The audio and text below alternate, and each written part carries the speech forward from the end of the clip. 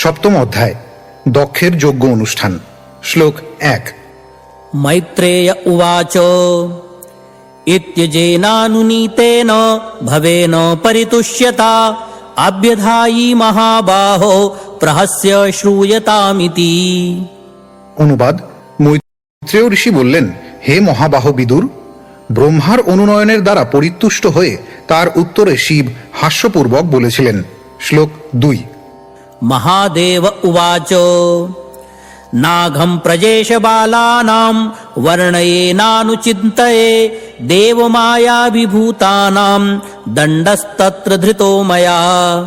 অনুবাদ: শিব বললেন, হে পূজ্য পিতা ব্রহ্মা, দেবতারা যে অপরাধ করেছেন সেই জন্য আমি কিছু মনে করি না, কারণ এই দেবতারা শিশু সুলভ নির্বোধ। তাদের অপরাধের গুরুত্ব আমি তেমন দিই না, তাদের সংশোধন করার জন্যই কেবল আমি দণ্ড দিয়েছি। তাৎপর্য: দণ্ড দুই প্রকার, তার একটি হচ্ছে বিজেতা কর্তৃক তার শত্রুকে দেওয়া দণ্ড, আর অন্যটি হচ্ছে পিতার পুত্রকে দেওয়া দণ্ড। এই দুই প্রকার দণ্ডের মধ্যে আকাশ পাতাল পার্থক্য রয়েছে। শিব প্রকৃতপক্ষে একজন বৈষ্ণব, ভগবানের এক মহান ভক্ত, এবং সেই সূত্রে তার নাম আশুতোষ। তিনি সর্বদাই সন্তুষ্ট এবং তাই তিনি কারো প্রতি শত্রু ভাবাপন্ন হয়ে ক্রুদ্ধ হন না। তিনি কোনো জীবের প্রতি বৈরী ভাবাপন্ন নন। পক্ষান্তরে তিনি সর্বদা সকলের শুভ কামনা করেন। তিনি যখনই কোনো ব্যক্তিকে দণ্ড দেন, সেই দণ্ড পিতা কর্তৃক পুত্রকে প্রদত্ত দণ্ডেরই মতো। পিতাতুল্য শিব কোনো জীবের, বিশেষ করে দেবতাদের কোনো অপরাধ গুরুতরভাবে গ্রহণ করেন না। শ্লোক 3। प्रजापतेर्दग्धशीर्ष्णो भवत्वजमुखं शिरः मित्रस्य चक्षुषे क्षेत भागं स्वं बर्हिषो भगः।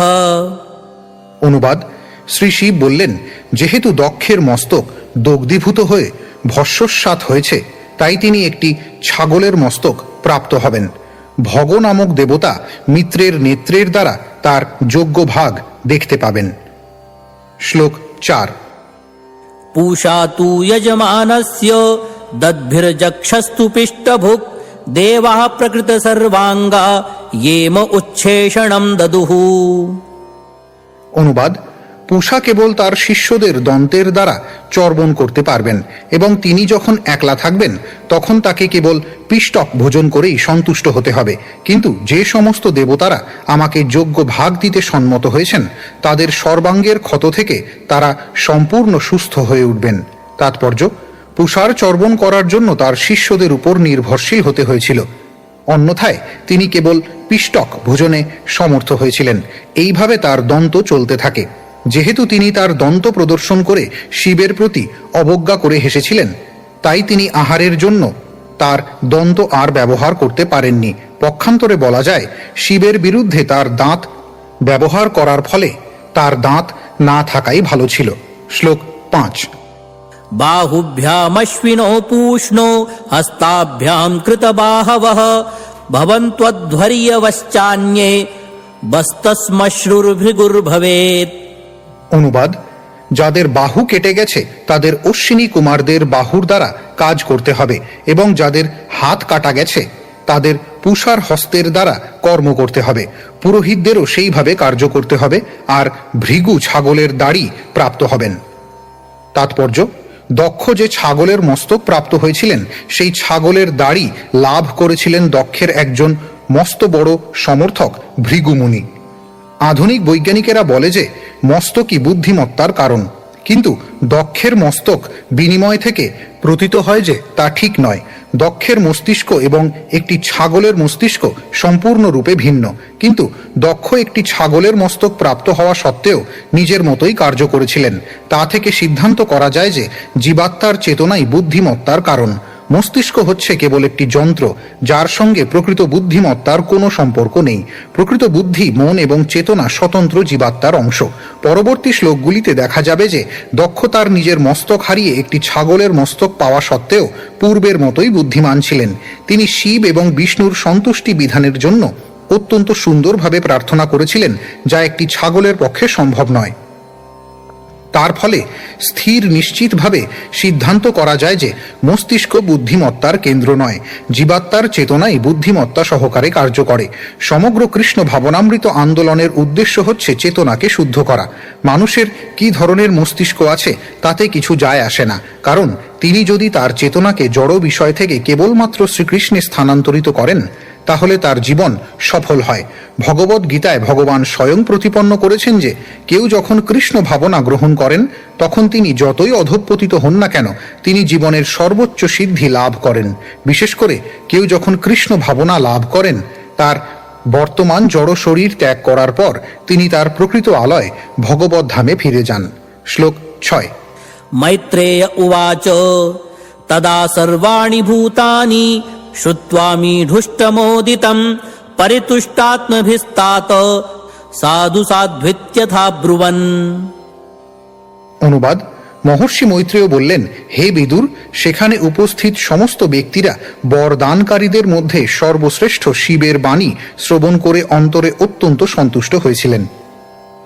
তাৎপর্য: এই শ্লোকে শিবকে মৃডুষ্টম বলে বর্ণনা করা হয়েছে, অর্থাৎ তিনি হচ্ছেন সমস্ত বরদানকারীদের মধ্যে সর্বশ্রেষ্ঠ। তিনি আশুতোষ নামেও পরিচিত, যা ইঙ্গিত করে যে তিনি খুব তাড়াতাড়ি সন্তুষ্ট হন, আবার খুব তাড়াতাড়ি ক্রুদ্ধও হন।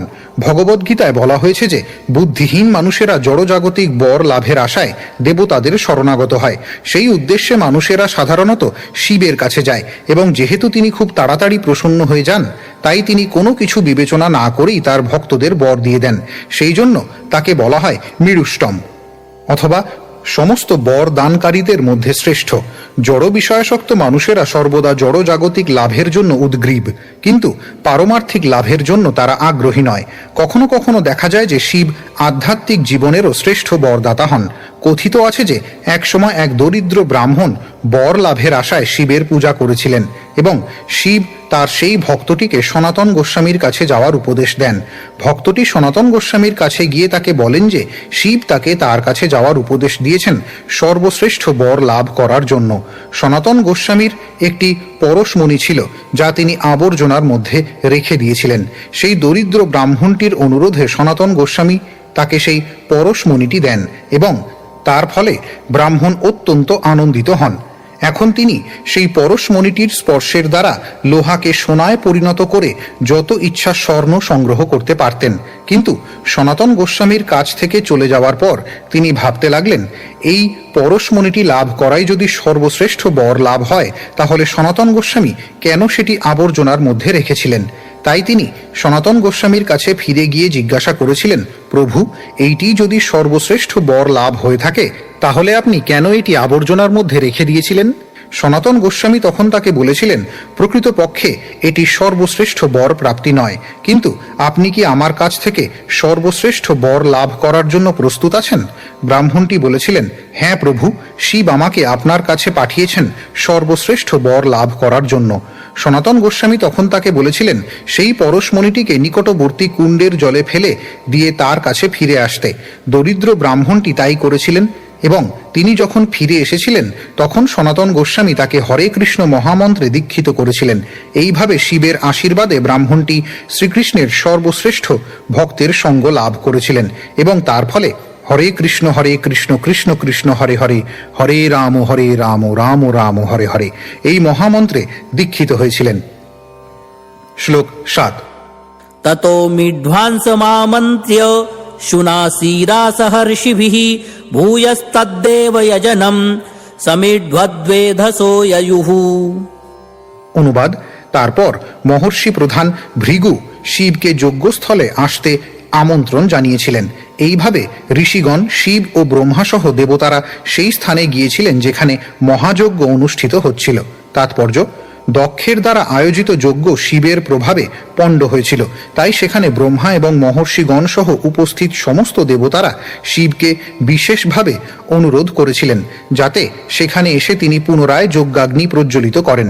শিবহীন যজ্ঞ বলে একটি প্রচলিত প্রবাদ রয়েছে, যার অর্থ হচ্ছে শিবের উপস্থিতি ব্যতীত যজ্ঞ অসফল হয়। ভগবান শ্রীবিষ্ণু হচ্ছেন যজ্ঞেশ্বর, তবুও প্রতিটি যজ্ঞে ব্রহ্মা এবং শিব প্রমুখ সমস্ত দেবতাদের উপস্থিতি আবশ্যক হয়। শ্লোক 8। विधाय कास्नेन च तत् यदाह भगवान् भवः सन्ददुःखस्य कायेन सवनीय पशोशिरः। অনুবাদ: সব কিছু ঠিক শিবের নির্দেশ অনুসারে সম্পন্ন হওয়ার পর দক্ষের দেহে যজ্ঞের নিমিত্ত পশুর মস্তক যোজনা করা হয়েছিল। তাৎপর্য: এইবার সমস্ত দেবতা এবং মহর্ষিরা অত্যন্ত সাবধান ছিলেন যাতে শিব ক্রুদ্ধ না হন, তাই তিনি যা বলেছিলেন ঠিক তাই করা হয়েছিল। এখানে বিশেষভাবে বলা হয়েছে যে দক্ষের শরীরে একটি পশুর, ছাগলের মুন্ড যোজনা করা হয়েছিল। শ্লোক 9। सन्धीयमाने शिरसि दक्षो रुद्राभिवीक्षतः सद्यः सुप्त इवोत्तस्थौ ददृशे चाग्रतो मृडम्। অনুবাদ: যখন দক্ষের শরীরে পশুর মস্তক সংযোজিত হয়েছিল তখনই তিনি চেতনা প্রাপ্ত হয়ে সুপ্তস্থিতের মতো জাগরিত হয়েছিলেন এবং তার সম্মুখে শিবকে দণ্ডায়মান দেখতে পেয়েছিলেন। তাৎপর্য: এখানে এই উদাহরণটি দেওয়া হয়েছে যে দক্ষ যেন গভীর নিদ্রা থেকে জেগে উঠেছিলেন। সংস্কৃত শব্দে তাকে বলা হয় সুপ্ত ইবত্যস্থৌ, অর্থাৎ কোনো মানুষ যখন ঘুম থেকে জেগে ওঠে তৎক্ষণাৎ সে তার সমস্ত কর্তব্য কর্ম স্মরণ করে। দক্ষ নিহত হয়েছিলেন এবং তার মস্তকটি নিয়ে ভস্মীভূত করা হয়েছিল। তার দেহটি মৃত পড়েছিল, কিন্তু শিবের কৃপায় তার দেহে ছাগলের মুন্ড সংযোজন করা মাত্রই দক্ষ তার চেতনা ফিরে পেয়েছিলেন। এতে বোঝা যায় যে চেতনাও স্বতন্ত্র। ছাগলের মুন্ড ধারণ করার পর দক্ষ প্রকৃতপক্ষে আর একটি দেহ ধারণ করেছিলেন, কিন্তু যেহেতু চেতনা স্বতন্ত্র তাই তার দৈহিক অবস্থার পরিবর্তন হলেও তার চেতনা একই ছিল। এইভাবে বোঝা যায় যে দেহের গঠনের সঙ্গে চেতনার বিকাশের কোনো সম্পর্ক নেই। আত্মার দেহান্তরের সাথে চেতনাও বাহিত হয়। বৈদিক ইতিহাসে তার বহু দৃষ্টান্ত রয়েছে। যেমন মহারাজ ভরত তার দেহত্যাগের পর একটি হরিণের শরীর প্রাপ্ত হয়েছিলেন, কিন্তু তার চেতনা পূর্ববৎ ছিল। তিনি জানতেন যে যদিও পূর্বে তিনি ছিলেন মহারাজ ভরত, তবুও মৃত্যুর সময় একটি হরিণের চিন্তায় মগ্ন থাকার ফলে তিনি একটি হরিণের দেহে দেহান্তরিত হয়েছেন। কিন্তু হরিণের শরীর প্রাপ্ত হওয়া সত্ত্বেও তার চেতনা মহারাজ ভরতের শরীরের চেতনার মতোই ছিল। ভগবানের আয়োজন এতই উত্তম যে কারো চেতনা যদি কৃষ্ণ চেতনায় পরিণত হয় তাহলে সে নিঃসন্দেহে তার পরবর্তী জীবনে ভিন্ন ধরনের শরীর প্রাপ্ত হওয়া সত্ত্বেও তিনি একজন মহান কৃষ্ণ ভক্ত হবেন। শ্লোক 10। तदा वृषध्वजद्वेष कलिलात्मा प्रजापतिः शिवावलोकाधभवच्छरद्रथ इवामलः। অনুবাদ: তখন বৃষধ্বজ শিবকে দর্শন করে শিবদেশী দক্ষের কলুষিত হৃদয় তৎক্ষণাৎ শরৎকালীন সরোবরের মতো নির্মল হয়েছিল। তাৎপর্য: শিবকে কেন মঙ্গলময় বলা হয় তার একটি দৃষ্টান্ত এখানে দেওয়া হয়েছে। কেউ যদি ভক্তি এবং শ্রদ্ধা সহকারে শিবকে দর্শন করেন তাহলে তার হৃদয় তৎক্ষণাৎ নির্মল হয়ে যায়। শিবের প্রতি ঈর্ষাপরায়ণ হওয়ার ফলে দক্ষের হৃদয় কলুষিত হয়েছিল, কিন্তু তা সত্ত্বেও অল্প প্রেম এবং ভক্তি সহকারে শিবকে দর্শন করার ফলে তৎক্ষণাৎ তার হৃদয় নির্মল হয়েছিল। বর্ষার সময় সরোবরের জল নোংরা এবং কর্দমাক্ত হয়ে যায়, কিন্তু যখনই শরৎকালীন বৃষ্টি হয় তৎক্ষণাৎ সেই জল স্বচ্ছ এবং নির্মল হয়। তেমনি দক্ষের হৃদয় যদিও শিবের নিন্দা করার ফলে অপবিত্র হয়েছিল এবং যে জন্য তিনি কঠোরভাবে দণ্ডিত হয়েছিলেন, কিন্তু তার চেতনা ফিরে পেয়ে শ্রদ্ধা সহকারে শিবকে দর্শন করা মাত্রই তার হৃদয় নির্মল হয়েছিল। শ্লোক 11। भवस्तवाय कृतधीर नाशक्नोदनुरागतः औत्कण्ठ्याद् बाष्पकलया सम्परेतां सुतां स्मरन्। অনুবাদ: রাজা দক্ষ শিবের স্তব করতে চেয়েছিলেন, কিন্তু তার কন্যা সতীর মৃত্যুর কথা স্মরণ হওয়ায় তার চোখ অশ্রুধারায় পূর্ণ হয়েছিল এবং গভীর শোকে তার কণ্ঠ রুদ্ধ হয়েছিল এবং তিনি স্তব করতে সমর্থ হননি। শ্লোক 12। कृच्छ्रात् संस्तभ्य च मनः प्रेम विह्वलितः सुधीः शशंस निर्व्यलीकेन भावेनेशं प्रजापतिः। অনুবাদ: সেই সময় রাজা দক্ষ স্নেহ ও অনুরাগের দ্বারা বিহ্বল হয়েছিলেন এবং তখন তার শুদ্ধ বুদ্ধি জাগরিত হয়েছিল।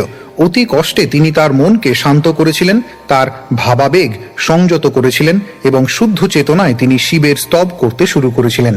শ্লোক 13।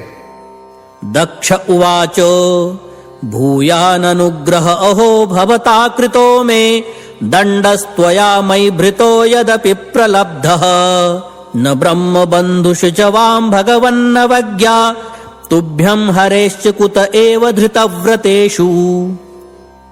অনুবাদ: রাজা দক্ষ বললেন, হে ভগবান শিব, আমি আপনার চরণে মহা অপরাধ করেছি, কিন্তু আপনি এতই কৃপাময় যে আপনার অনুগ্রহ থেকে আমাকে বঞ্চিত করার পরিবর্তে আপনি আমাকে দণ্ড দান করে আমার প্রতি অসীম কৃপা প্রদর্শন করেছেন।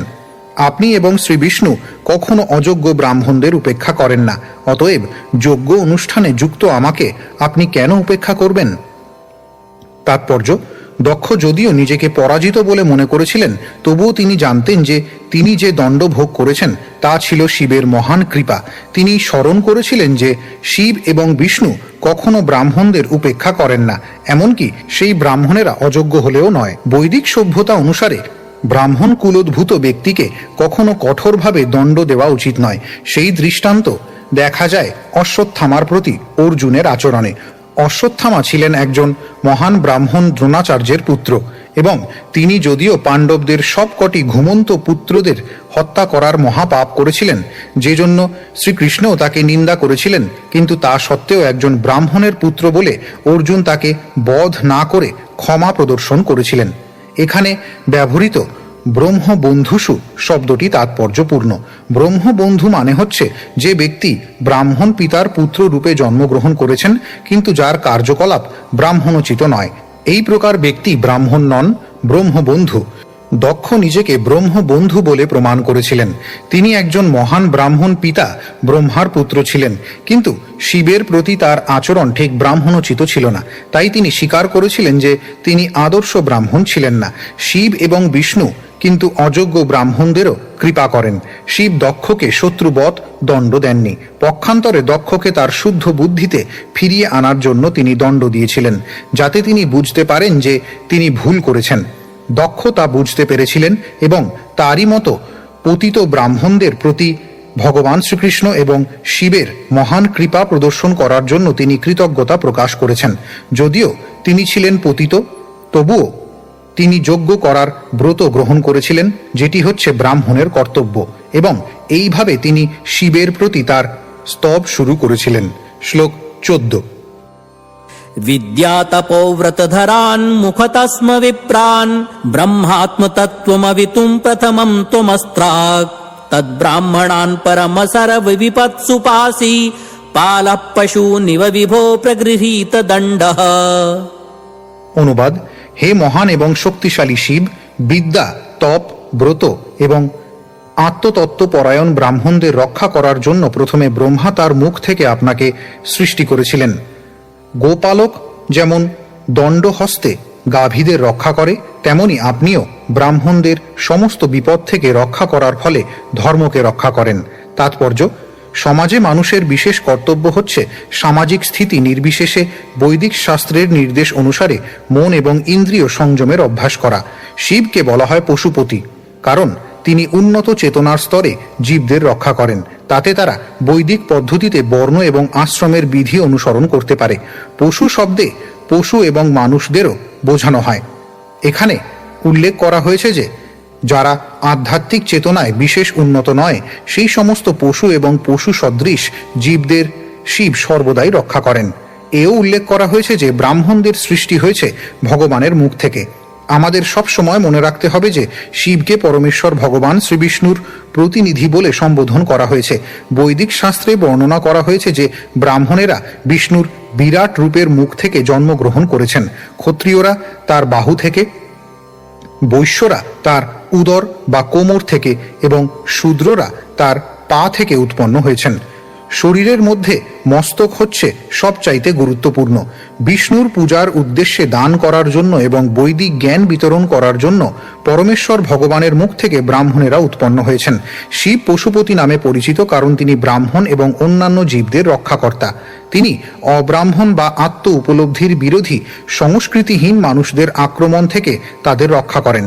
এই শব্দের আরেকটি বৈশিষ্ট্য হচ্ছে যে যারা কেবল বেদের আনুষ্ঠানিক ক্রিয়ার প্রতি আসক্ত এবং পরমেশ্বর ভগবানের স্থিতি বুঝতে পারে না, তারা পশুদের থেকে অধিক উন্নত নয়। শ্রীমদ্ ভাগবতের শুরুতে প্রতিপন্ন হয়েছে যে কেউ যদি বৈদিক কর্মের অনুষ্ঠান করা সত্ত্বেও কৃষ্ণ চেতনার বিকাশ না করে, তাহলে তার সেই সমস্ত প্রচেষ্টা কেবল সময়ের অপচয় মাত্র। শিবের দক্ষ যজ্ঞ পণ্ড করার উদ্দেশ্য ছিল দক্ষকে দণ্ড দেওয়া, কারণ তিনি শিবকে উপেক্ষা করে মহা অপরাধ করেছিলেন। শিবের এই দণ্ড ঠিক রাখাল বালকের পশুদের ভয় দেখাবার জন্য হাতে লগুর রাখার মতো।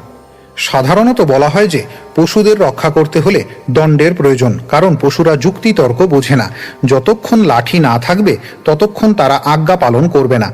পাশবিক বৃত্তি সম্পন্ন মানুষদের জন্য বল প্রয়োগের আবশ্যকতা হয়, কিন্তু যারা উন্নত চেতনা সম্পন্ন তাদের যুক্তি তর্ক এবং শাস্ত্রীয় প্রমাণের দ্বারা বোঝানো যায়। যে সমস্ত মানুষেরা ভগবত ভক্তি বা কৃষ্ণ চেতনায় উন্নতি সাধন না করে কেবল বৈদিক অনুষ্ঠানের প্রতি আসক্ত, তারা প্রায় পশু সদৃশ এবং তাদের রক্ষা করার ভার শিবের উপর।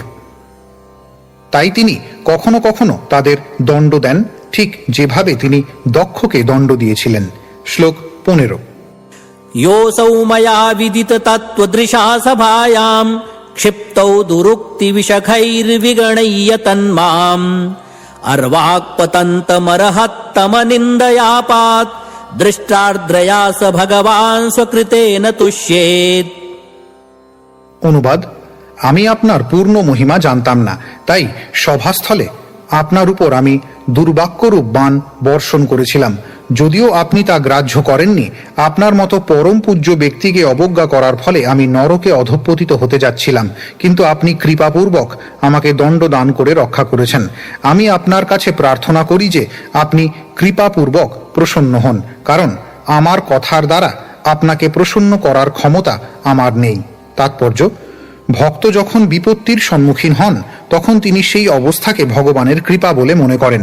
প্রকৃতপক্ষে দক্ষ শিবের প্রতি যেরকম অপমানজনক বাক্য প্রয়োগ করেছিলেন তা তাকে অন্তহীন নরকে নিক্ষিপ্ত করার পক্ষে যথেষ্ট ছিল, কিন্তু তার প্রতি দয়ালু হবার ফলে শিব তার অপরাধ মোচনের জন্য তাকে দণ্ড দান করেছিলেন।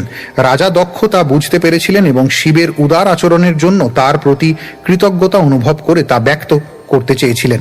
কখনো কখনো পিতা তার শিশুপুত্রকে দণ্ড দেন এবং পুত্র যখন বড় হয় তখন সে বুঝতে পারে যে তার পিতা তাকে যে দণ্ড দিয়েছিলেন তা প্রকৃতপক্ষে দণ্ড ছিল না, তা ছিল তার কৃপার প্রকাশ।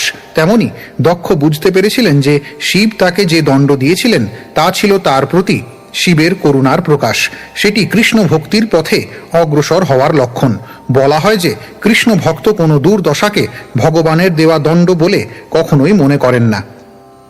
জীবনের সমস্ত দুঃখ দুর্দশাকে ভগবানের কৃপা বলেই তিনি মেনে নেন। তিনি মনে করেন আমার পূর্বকৃত পাপ কর্মের ফলে আমার দণ্ডিত হওয়াই উচিত ছিল, অথবা আরও দুর্দশাগ্রস্ত অবস্থায় পতিত হওয়ার কথা ছিল, কিন্তু ভগবান আমাকে রক্ষা করেছেন, তাই আমি কর্মের নিয়মে নামমাত্র দণ্ড ভোগ করেছি। এইভাবে ভগবানের কৃপা অনুভব করে ভগবত ভক্ত সর্বদাই অধিক থেকে অধিকতর নিষ্ঠা সহকারে ভগবানের শরণাগত হন এবং তথাকথিত দণ্ডের দ্বারা একটুও বিচলিত হন না। শ্লোক 16। मैत्रेय उवाच क्षमाप्यैवं समिध्वांसं ब्रह्मणा चानुमन्त्रितः कर्म सन्तानयामास सोपाध्यायर्त्विगादिभिः। অনুবাদ: মহর্ষি মৈত্রেয় বললেন, এইভাবে শিব দক্ষকে ক্ষমা করলে এবং রাজা দক্ষ ব্রহ্মার আজ্ঞায় উপাধ্যায় ও ঋত্বিকগণ সহ পুনরায় যজ্ঞ কার্য আরম্ভ করলেন। শ্লোক 17।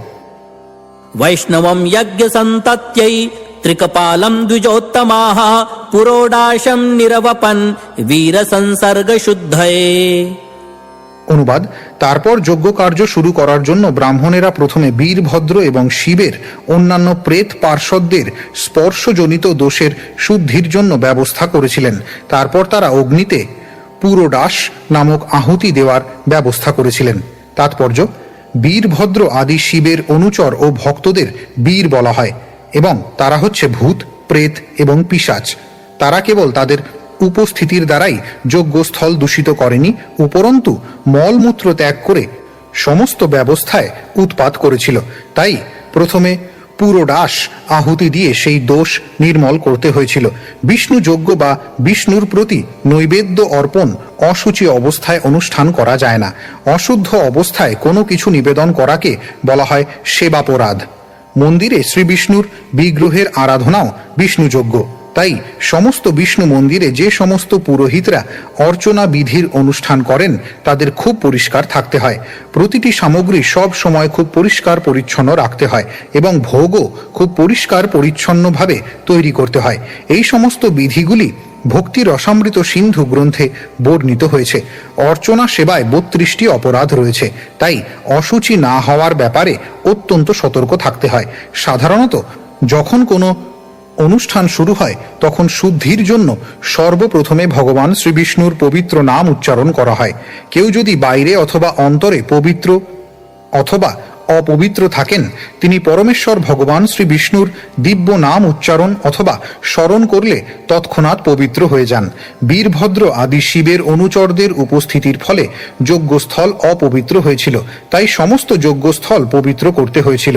যদিও শিব সেখানে ছিলেন এবং তিনি হচ্ছেন মঙ্গলময়, কিন্তু সেই স্থান পবিত্র করার প্রয়োজন ছিল, কারণ তার অনুচরেরা বলপূর্বক সেখানে প্রবেশ করে বহু ঘৃণিত কার্য করেছিল।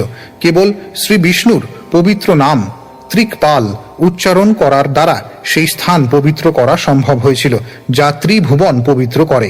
অর্থাৎ এখানে স্বীকার করা হয়েছে যে শিবের অনুচরেরা সাধারণত অপবিত্র, এমনকি তারা সাধারণ স্বাস্থ্যবিধিও পালন করে না। তারা নিয়মিতভাবে স্নান করে না, তারা লম্বা চুল রাখে এবং গাঁজা খায়।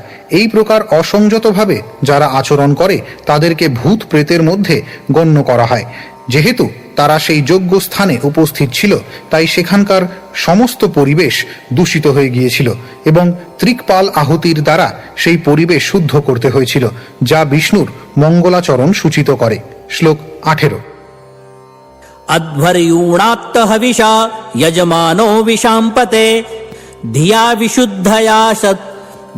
विशुद्धया दध्यौ तथा प्रादुरभूद्धरिः। অনুবাদ: মহর্ষি মৈত্রেয় বিদুরকে বললেন, প্রিয় বিদুর, বিশুদ্ধ চিত্তে রাজা দক্ষ যজুর্বেদীয় মন্ত্রসহ যজ্ঞে ঘৃত আহুতি দেওয়া মাত্রই ভগবান শ্রীবিষ্ণু তার আদি নারায়ণ রূপে সেখানে প্রকট হয়েছিলেন। তাৎপর্য: শ্রী বিষ্ণু সর্বব্যাপ্ত। কোনো ভক্ত যখন পবিত্র চিত্তে বিধি নিষেধ পালন করে ভক্তি সহকারে মন্ত্র উচ্চারণ করেন, তখন তিনি শ্রী বিষ্ণুকে দর্শন করতে পারেন। ব্রহ্মসংহিতায় বলা হয়েছে যে ভক্ত ভগবত প্রেমরূপ অঞ্জনে রঞ্জিত চক্ষুর দ্বারা সর্বদাই তার হৃদয় পরমেশ্বর ভগবানকে দর্শন করেন। ভগবান শ্যামসুন্দর তার ভক্তদের প্রতি এতই কৃপালু। শ্লোক 19। तदा स्वप्रभया तेषां द्योतयन्त्यादिशो दश मूष्णस्तेज उपानीतस्ताक्षेण स्तोत्रवाजिना। অনুবাদ: ভগবান নারায়ণ বিশাল পক্ষযুক্ত তার্ক্ষ বা গরুড়ের স্কন্ধে আরূঢ় ছিলেন। ভগবান সেখানে আবির্ভূত হওয়া মাত্রই সমস্ত দিক আলোকে উদ্ভাসিত হয়ে উঠেছিল এবং তার ফলে সেখানে উপস্থিত ব্রহ্মা এবং অন্য সকলের জ্যোতি খর্ব হয়েছিল। তাৎপর্য: পরবর্তী দুটি শ্লোকে নারায়ণের বর্ণনা দেওয়া হয়েছে। শ্লোক 20। श्यामो हिरण्यरशनोर्ककिरीटजुष्टो नीलालकभ्रमरमण्डितकुण्डलास्यः शङ्खाब्जचक्रशरचापगदासि चर्म व्यग्रैः हिरण्मयभुजैरिव कर्णिकारः। অনুবাদ: তার অঙ্গকান্তি শ্যামবর্ণ, বস্ত্র স্বর্ণের মতো পীত এবং তার কিরীট সূর্যের মতো দেদীপ্যমান, তার কেশ রাশি ভ্রমরের মতো নীলাভ এবং তার মুখমণ্ডল কর্ণকুণ্ডল শোভিত।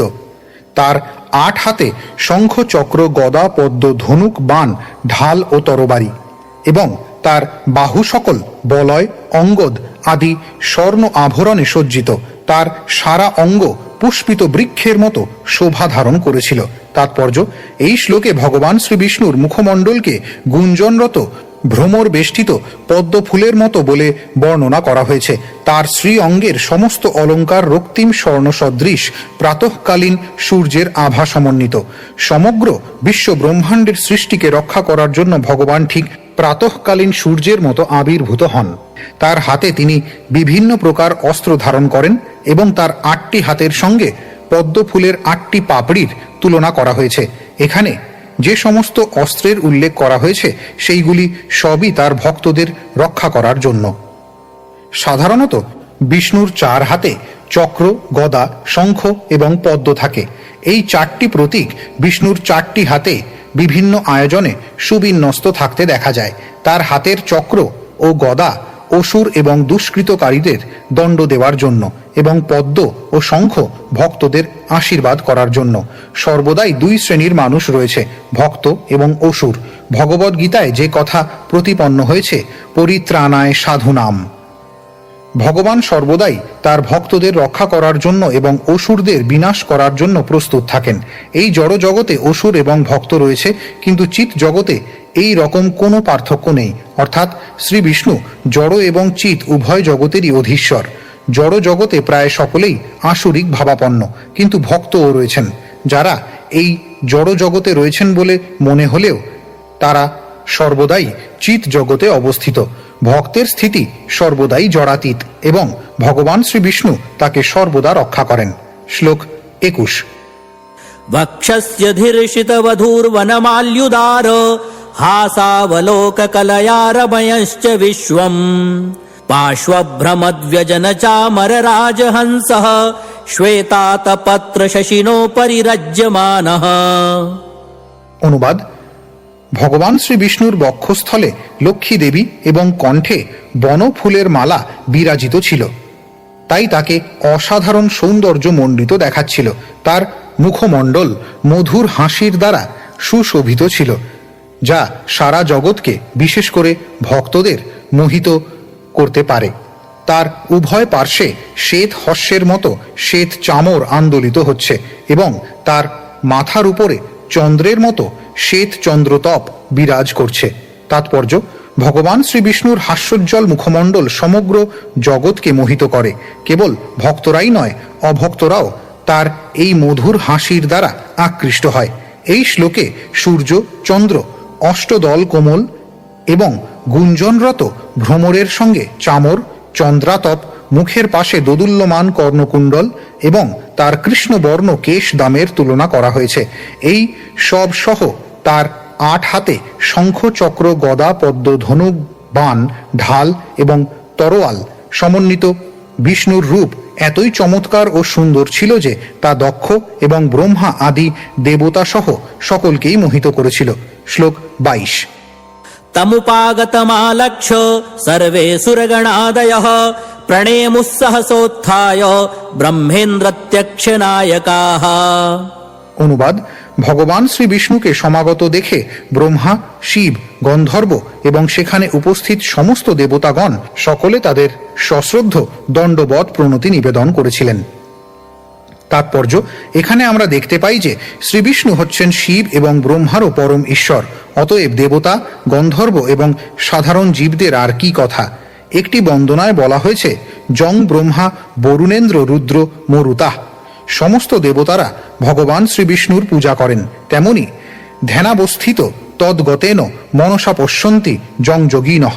ধ্যানস্থ হয়ে যোগীরা তাদের অন্তরে ভগবান শ্রী বিষ্ণুকে দর্শন করেন। এইভাবে শ্রী বিষ্ণু সমস্ত দেবতাদের, সমস্ত গন্ধর্বদের, এমনকি শিব এবং ব্রহ্মারও আরাধ্য। তদ্বিষ্ণুঃ পরমং পদং সদা পশ্যন্তি সুরয়। তাই বিষ্ণু হচ্ছেন পরমেশ্বর ভগবান। যদিও পূর্বে ব্রহ্মার প্রার্থনায় শিবকে পরম বলে বর্ণনা করা হয়েছে, তবুও শ্রী বিষ্ণুর আগমনে শিবও তাকে তার সশ্রদ্ধ দণ্ডবৎ প্রণতি নিবেদন করেছেন। শ্লোক 23। तत्तेजसा हतरुचः सन्नजिह्वास साध्वसाः मूर्ध्ना धृताञ्जलिपुटा उपतस्थुरधोक्षजम्। অনুবাদ: নারায়ণের দেহ নির্গত রশ্মির ছটায় সকলের প্রভাব ম্লান হয়েছিল এবং সকলেই নীরব হয়েছিলেন। সম্ভ্রম এবং শ্রদ্ধায় ভয়ভীত হয়ে উপস্থিত সকলেই কৃতাঞ্জলি পুটে অবনত মস্তকে অধক্ষজ পরমেশ্বর ভগবানের স্তব করতে উদ্যত হয়েছিলেন। শ্লোক 24। अप्यर्वाग्वृत्तयो यस्य महित्वात्मभुवादयः यथामति गृह्णन्ति स्म कृतानुग्रह विग्रहम्। অনুবাদ: যদিও ব্রহ্মাদি দেবতারাও ভগবানের অনন্ত মহিমা অনুমান করতে অসমর্থ, তবুও ভগবানের কৃপায় তারা তার চিন্ময় রূপ দর্শন করতে পেরেছিলেন। কেবল তার সেই কৃপার প্রভাবেই তারা তাদের সামর্থ্য অনুসারে তার প্রতি স্তব নিবেদন করতে পেরেছিলেন। তাৎপর্য: পরমেশ্বর ভগবান সর্বদাই অনন্ত এবং তার মহিমা পূর্ণরূপে বর্ণনা করা কারো পক্ষেই সম্ভব নয়, এমনকি ব্রহ্মার মতো বিশিষ্ট ব্যক্তির পক্ষেও নয়। বলা হয় যে ভগবানের সাক্ষাৎ অবতার অনন্তদেবও তার অনন্ত মুখে অনন্তকাল ধরে ভগবানের মহিমা বর্ণনা করার চেষ্টা করেও তার অন্ত খুঁজে পাননি। কোনো সাধারণ মানুষের পক্ষে অন্তহীন পরমেশ্বর ভগবানের মহিমা হৃদয়ঙ্গম করা সম্ভব নয়, কিন্তু মানুষ তার বিশেষ ক্ষমতা অনুসারে ভগবানের স্তব করতে পারে অথবা সেবা করতে পারে। সেবার ভাবের দ্বারা এই ক্ষমতা বর্ধিত হয়। সেবন মুখে হি জিহ্বাদৌ, মানে হচ্ছে ভগবানের সেবা শুরু হয় জিহ্বা থেকে, অর্থাৎ কীর্তন থেকে। হরে কৃষ্ণ কীর্তনের মাধ্যমে ভগবানের সেবা শুরু হয়। জিহ্বার আরেকটি ক্রিয়া হচ্ছে ভগবানের প্রসাদ আস্বাদন করা বা গ্রহণ করা। অনন্তের সেবা শুরু জিহ্বার দ্বারা এবং তার পূর্ণতা হয় কীর্তন ও প্রসাদ গ্রহণে। ভগবানের প্রসাদ গ্রহণ করার অর্থ হচ্ছে সমস্ত ইন্দ্রিয়গুলিকে নিয়ন্ত্রণ করা। জিহ্বা হচ্ছে সবচাইতে অনিয়ন্ত্রিত ইন্দ্রিয়, কারণ তা অনেক অভক্ষ খাদ্যের আকাঙ্ক্ষা করে এবং তার ফলে জীবকে বদ্ধ জীবনের অন্ধকূপে বলপূর্বক প্রক্ষিপ্ত করে। জীব যখন এক দেহ থেকে আরেক দেহে দেহান্তরিত হয়, তখন তাকে এত সমস্ত ঘৃণিত বস্তু খেতে হয় যার কোনো অন্ত খুঁজে পাওয়া যায় না। জিহ্বাকে ভগবানের মহিমা কীর্তনে এবং ভগবানের প্রসাদ গ্রহণে যুক্ত করা উচিত, যাতে অন্যান্য ইন্দ্রিয়গুলিও সংযত হয়। কীর্তন হচ্ছে ঔষধ এবং প্রসাদ হচ্ছে পথ্য। এইভাবে আমরা ভগবানের সেবা শুরু করতে পারি এবং সেবা যত বাড়তে থাকে, ভগবানও ভক্তের কাছে ততই নিজেকে প্রকাশ করতে থাকেন। কিন্তু তার মহিমার কোনো অন্ত নেই এবং তার সেবায় নিজেকে নিয়োজিত করে রাখারও কোনো অন্ত নেই। শ্লোক 25। দক্ষো গৃহীতার্হণ সাধনোত্তমম যজ্ঞেশ্বরম বিশ্বসৃজাম পরম গুরুম সুনন্দনন্দাদ্যনুগৈর্ভৃতম মুদা গৃণন প্রপেদে প্রয়তঃ কৃতাঞ্জলিঃ। অনুবাদ: যখন ভগবান বিষ্ণু যজ্ঞে নিবেদিত আহুতি গ্রহণ করলেন, তখন প্রজাপতি দক্ষ অত্যন্ত আনন্দ সহকারে তার স্তুতি করতে আরম্ভ করেছিলেন। পরমেশ্বর ভগবান প্রকৃতপক্ষে সমস্ত যজ্ঞের ঈশ্বর এবং সমস্ত প্রজাপতিদের গুরু, এবং তিনি নন্দ ও সুনন্দ আদি পার্ষদদের দ্বারাও সেবিত। শ্লোক 26।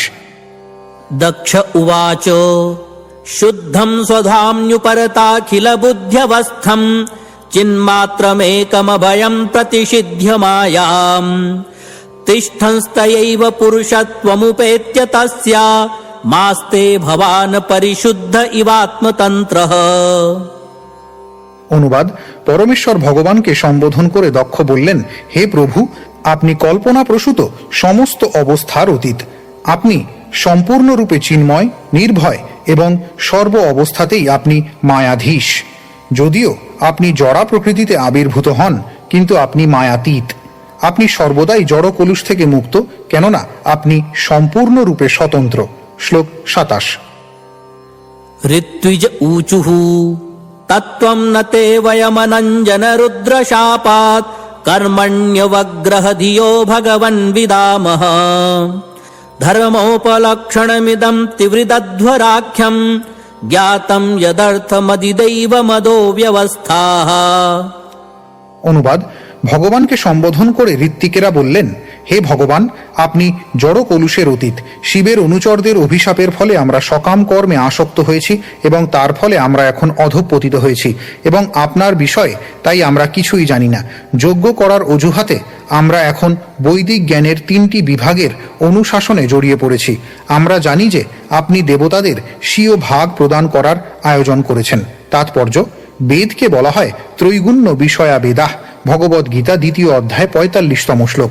যারা বেদের ঐকান্তিক অধ্যয়নকারী, তারা বেদে বর্ণিত অনুষ্ঠান সমূহের প্রতি অত্যন্ত আসক্ত এবং তাই এই বেদবাদীরা বুঝতে পারে না যে বেদের চরম উদ্দেশ্য হচ্ছে পরমেশ্বর ভগবান শ্রীকৃষ্ণ বা বিষ্ণুকে জানা। কিন্তু যারা বেদের গুণময়ী আকর্ষণ অতিক্রম করেছেন, তারা শ্রীকৃষ্ণকে জানতে পারেন, যিনি কখনোই জড়জগতের গুণের দ্বারা কলুষিত হন না। তাই এখানে শ্রী বিষ্ণুকে অনঞ্জন, জড় কলুষ থেকে মুক্ত বলে বর্ণনা করা হয়েছে। ভগবদ্গীতায় 2য় অধ্যায় 42তম শ্লোকে শ্রীকৃষ্ণ অপরিণত বেদবাদীদের নিন্দা করে বলেছেন, यामिमां पुष्पितां वाचं प्रवदन्त्य विपश्चितः वेदवादर्ताः पार्थ नान्यदस्तीति वादिनः। অল্পজ্ঞ ব্যক্তিরা বেদের আলংকারিক বাণীর প্রতি অত্যন্ত আসক্ত এবং তারা বলে তার অতীত আর কিছুই নেই। শ্লোক 28। सदस्या ऊचुः उत्पत्त्यध्वन्य शरण उरुक्लेश दुर्गेन्तकोग्र व्यालान्विष्टे विषय मृगतृष्या आत्मगेहोरुभारः द्वन्द्वश्वभ्रे खलमृगभये शोकदावेग्यसार्थः पादौ कस्ते शरणद कदा याति कामोपसृष्टः। অনুবাদ, সভার সদস্যরা ভগবানকে সম্বোধন করে বললেন, হে সন্তপ্ত জীবদের একমাত্র আশ্রয়, বদ্ধ জীবনের এই দুর্ভেদ্য দুর্গে কালরূপী সর্প সর্বদা দংশন করতে উদ্যত হয়ে রয়েছে। এই জগৎ তথাকথিত সুখ এবং দুঃখের গর্তে পূর্ণ এবং সেখানে বহু হিংস্র পশু সর্বদা আক্রমণ করতে উদ্যত। শোকরূপী অগ্নি সর্বদা সেখানে জ্বলছে এবং অলিক সুখের মরীচিকা সর্বদা জীবকে প্রলোভিত করছে, কিন্তু তা থেকে কারোর আশ্রয়ের কোনো স্থান নেই। তাই অজ্ঞ ব্যক্তিরা জন্ম মৃত্যুর চক্রে সর্বদা তাদের তথাকথিত কর্তব্যের ভারে ভারাক্রান্ত হয়ে বাস করছে এবং আমরা জানি না কখন তারা আপনার শ্রীপাদপদ্মের আশ্রয় গ্রহণ করবে। তাৎপর্য, যারা কৃষ্ণ ভক্ত নয় তাদের জীবন অত্যন্ত শোচনীয়, যার বর্ণনা এই শ্লোকে করা হয়েছে। কিন্তু এই সমস্ত পরিস্থিতির কারণ হচ্ছে শ্রীকৃষ্ণকে বিস্মৃত হওয়া। কৃষ্ণ ভাবনামৃত আন্দোলনের উদ্দেশ্য হচ্ছে এই সমস্ত মোহাচ্ছন্ন এবং দুর্দশাক্লিষ্ট ব্যক্তিদের ত্রাণ করা। তাই সমগ্র মানব সমাজের জন্য এটি হচ্ছে সর্বশ্রেষ্ঠ ত্রাণ কার্য এবং সেই উদ্দেশ্য সাধনের জন্য এই সংস্থায় যারা কর্ম করেছেন তারাই হচ্ছেন সর্বশ্রেষ্ঠ শুভাকাঙ্ক্ষী, কারণ তারা সমস্ত জীবের পরম সুহৃদ শ্রী চৈতন্য মহাপ্রভুর পদাঙ্ক অনুসরণ করছেন। শ্লোক 29। रुद्र उवाच तव वरदवराङ्घ्रा वाशिशेषाखिलार्थे ह्यपि मुनिभिरसक्तैरादरेणार्हणीये यदि रचित धियं मा विद्यलोकोपविद्धं जपति न गणये तत्त्वत्परानुग्रहेण। অনুবাদ, শিব বললেন, হে ভগবান, আমার মন এবং চেতনা নিরন্তর আপনার শ্রীপাদ পদ্মে স্থির থাকে, যা সমস্ত অভীষ্টপ্রদ হওয়ার ফলে সমস্ত মুক্ত মহর্ষিদের দ্বারা পূজিত।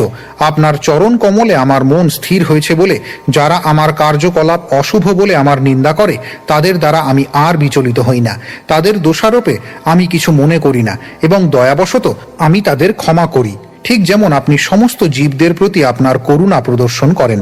তাৎপর্য, এখানে শিব ক্রুদ্ধ হয়ে দক্ষ যজ্ঞ পণ্ড করার জন্য খেদ প্রকাশ করছেন।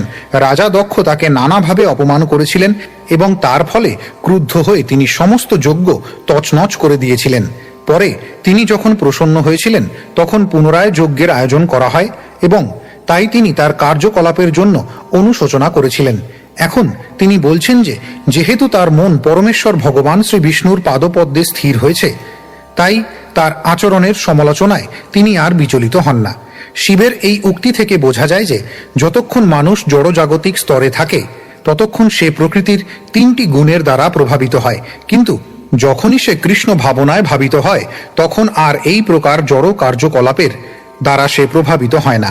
তাই সর্বদাই ভগবানের অপ্রাকৃত প্রেমময়ী সেবায় যুক্ত হয়ে কৃষ্ণ ভাবনায় স্থির হওয়া উচিত। এই প্রকার ভক্ত যে কোনো জড়া প্রকৃতির 3 গুণের ক্রিয়া এবং প্রতিক্রিয়ার দ্বারা প্রভাবিত হবেন না। নিশ্চিতভাবে সেই প্রতিশ্রুতি দেওয়া হয়েছে। সেই তত্ত্ব প্রতিপন্ন করে ভগবদ্গীতায় বলা হয়েছে, যিনি ভগবানের চিন্ময় সেবায় স্থির হয়েছেন তিনি জড়া প্রকৃতির সমস্ত গুণ অতিক্রম করে ব্রহ্ম উপলব্ধির স্তরে অধিষ্ঠিত হয়েছেন। তার আর জড় বিষয়ের প্রতি কোনো আকাঙ্ক্ষা বা অনুশোচনা থাকে না।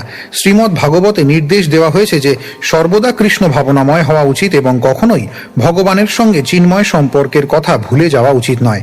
প্রত্যেকেরই কর্তব্য হচ্ছে এই কার্যক্রম নিষ্ঠা সহকারে পালন করা। শিবের উক্তি থেকে বোঝা যায় যে তিনি সর্বদাই কৃষ্ণ ভাবনাময় এবং তার ফলে তিনি জড়জাগতিক ক্লেশ থেকে মুক্ত থাকেন। অতএব জড়া প্রকৃতির গুণের কলুষ থেকে মুক্ত হওয়ার একমাত্র উপায় হচ্ছে সুদৃঢ় নিষ্ঠা সহকারে কৃষ্ণ ভক্তির অনুশীলন করা। শ্লোক 30।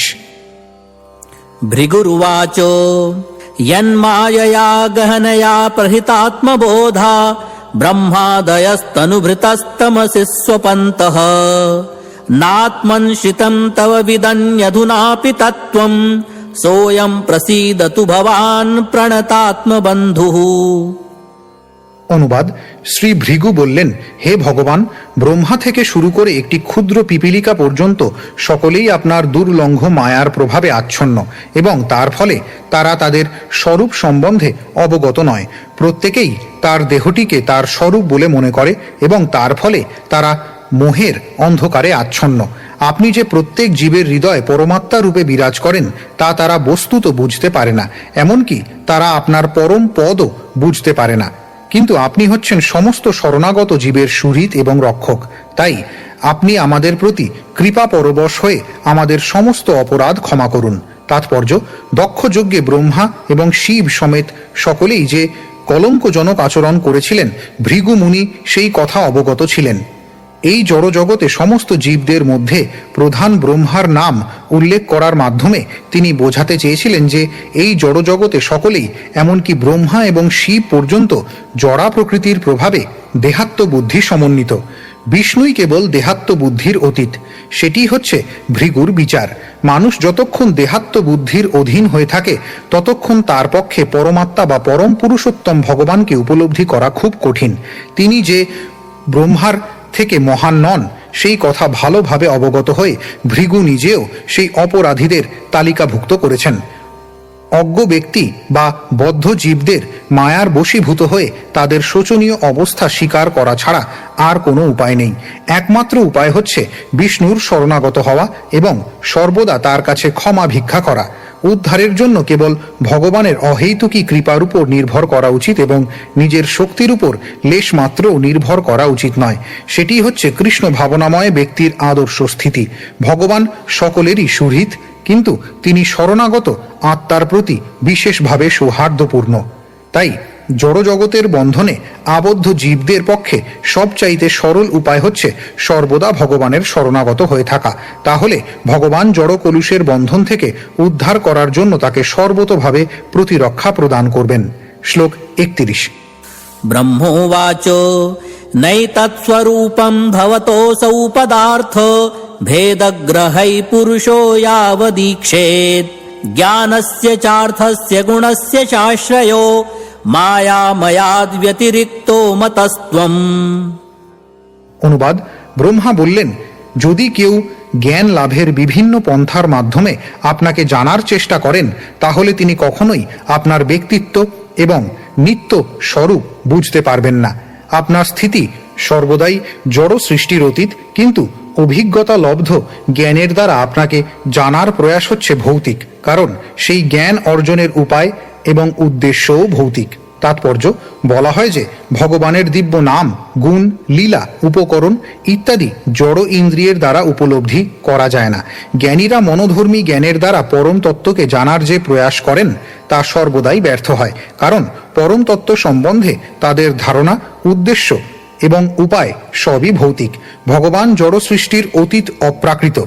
এই তত্ত্ব মহান নির্বিশেষবাদী শঙ্করাচার্যও স্বীকার করেছেন। নারায়ণঃ পরহ বক্তাদ অণ্ডম অব্যক্ত সম্ভবম। অব্যক্ত অর্থাৎ আদি উপাদান কারণ হচ্ছে জড় সৃষ্টির অতীত এবং তা হচ্ছে জড় জগতের কারণ। যেহেতু পরমেশ্বর ভগবান নারায়ণ জড় জগতের অতীত, তাই কোনো রকম জড় জাগতিক উপায় তার সম্বন্ধে কেউ জল্পনা কল্পনা করতে পারে না। কেবলমাত্র কৃষ্ণ ভক্তির চিন্ময় পন্থার দ্বারাই পরমেশ্বর ভগবানকে হৃদয়ঙ্গম করতে হয়। সেই কথা ভগবদ গীতায় ৮ অধ্যায় ৫৫তম শ্লোকে প্রতিপন্ন হয়েছে। ভক্তা মাম অভিজানাতি।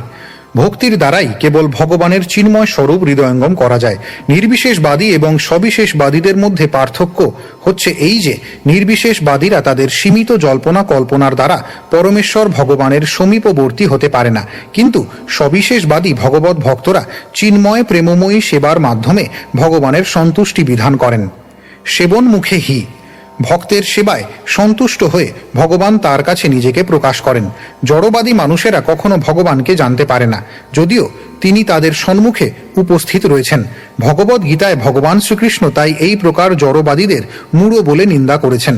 ভগবদ গীতায় বলা হয়েছে, মূঢ়রাই কেবল ভগবান শ্রীকৃষ্ণকে একজন সাধারণ মানুষ বলে মনে করে।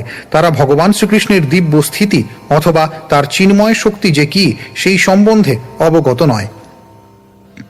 তার পরম ভাব সম্বন্ধে অজ্ঞ থাকার ফলে নির্বিশেষবাদীরা পরমেশ্বর ভগবান শ্রীকৃষ্ণকে অবজ্ঞা করে, কিন্তু ভক্তরা তাদের সেবা বৃত্তির দ্বারা তাকে পরমেশ্বর ভগবান রূপে জানতে পারেন। ভগবদ গীতার 10ম অধ্যায়ে অর্জুনও প্রতিপন্ন করেছেন যে পরমেশ্বর ভগবানের ব্যক্তিত্ব হৃদয়ঙ্গম করা অত্যন্ত কঠিন।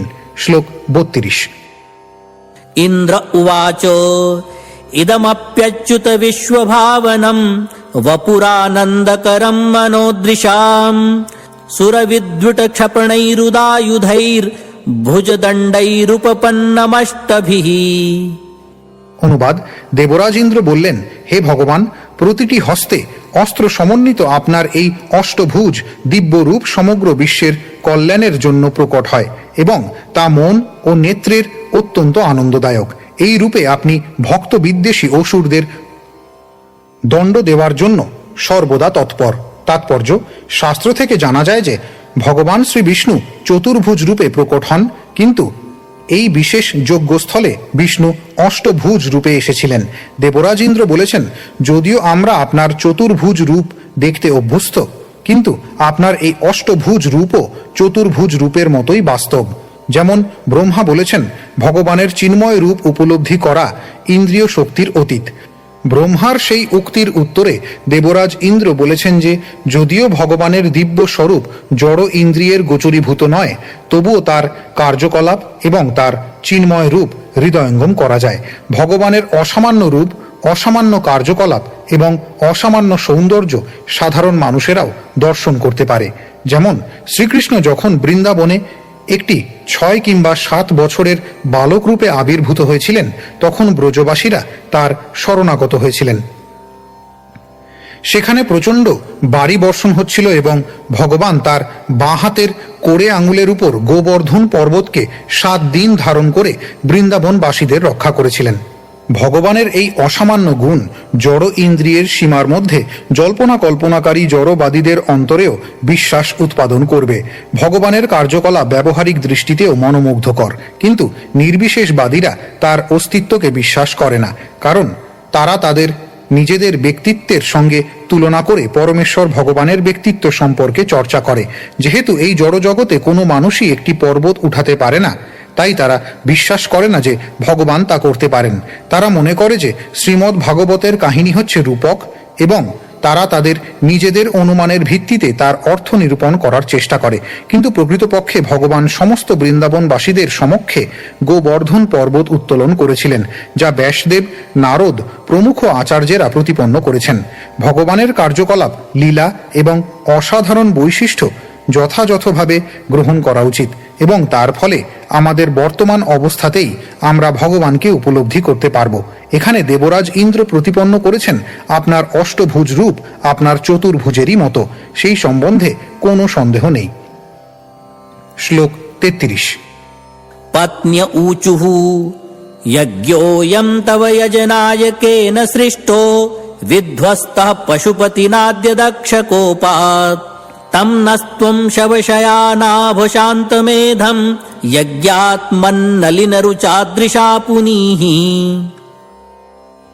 অনুবাদ: ঋত্বিক পত্নীগণ বললেন, হে ভগবান, ব্রহ্মার নির্দেশে এই যজ্ঞের আয়োজন করা হয়েছিল, কিন্তু দুর্ভাগ্যবশত দক্ষের প্রতি ক্রুদ্ধ হয়ে শিব এই যজ্ঞ নষ্ট করেছিলেন এবং তার ক্রোধের ফলে যজ্ঞে বলির পশুরা মৃত হয়ে পড়ে রয়েছে, তাই যজ্ঞের সমস্ত প্রস্তুতি নষ্ট হয়েছে।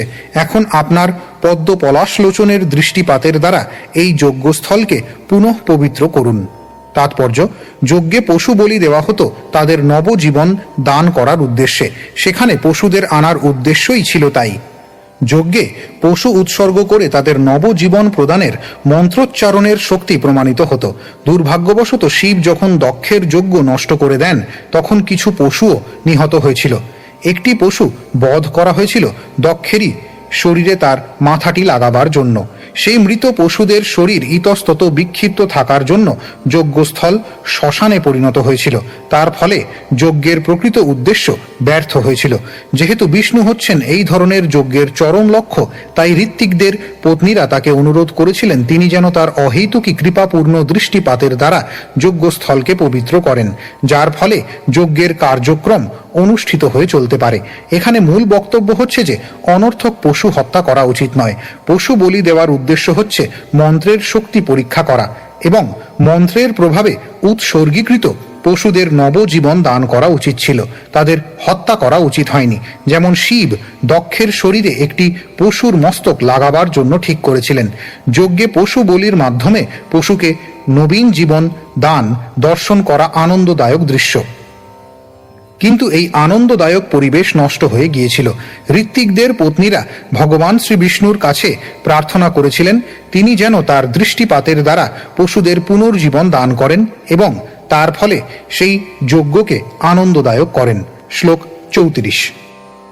ऋषय ऊचुः अनन्वितं ते भगवन् विचेष्टितं यदात्मनाचरसि कर्म नाज्यसे विभूतये यत उपसेदुरीश्वरीं न मन्यते स्वयमनुवर्ततीं भवान्।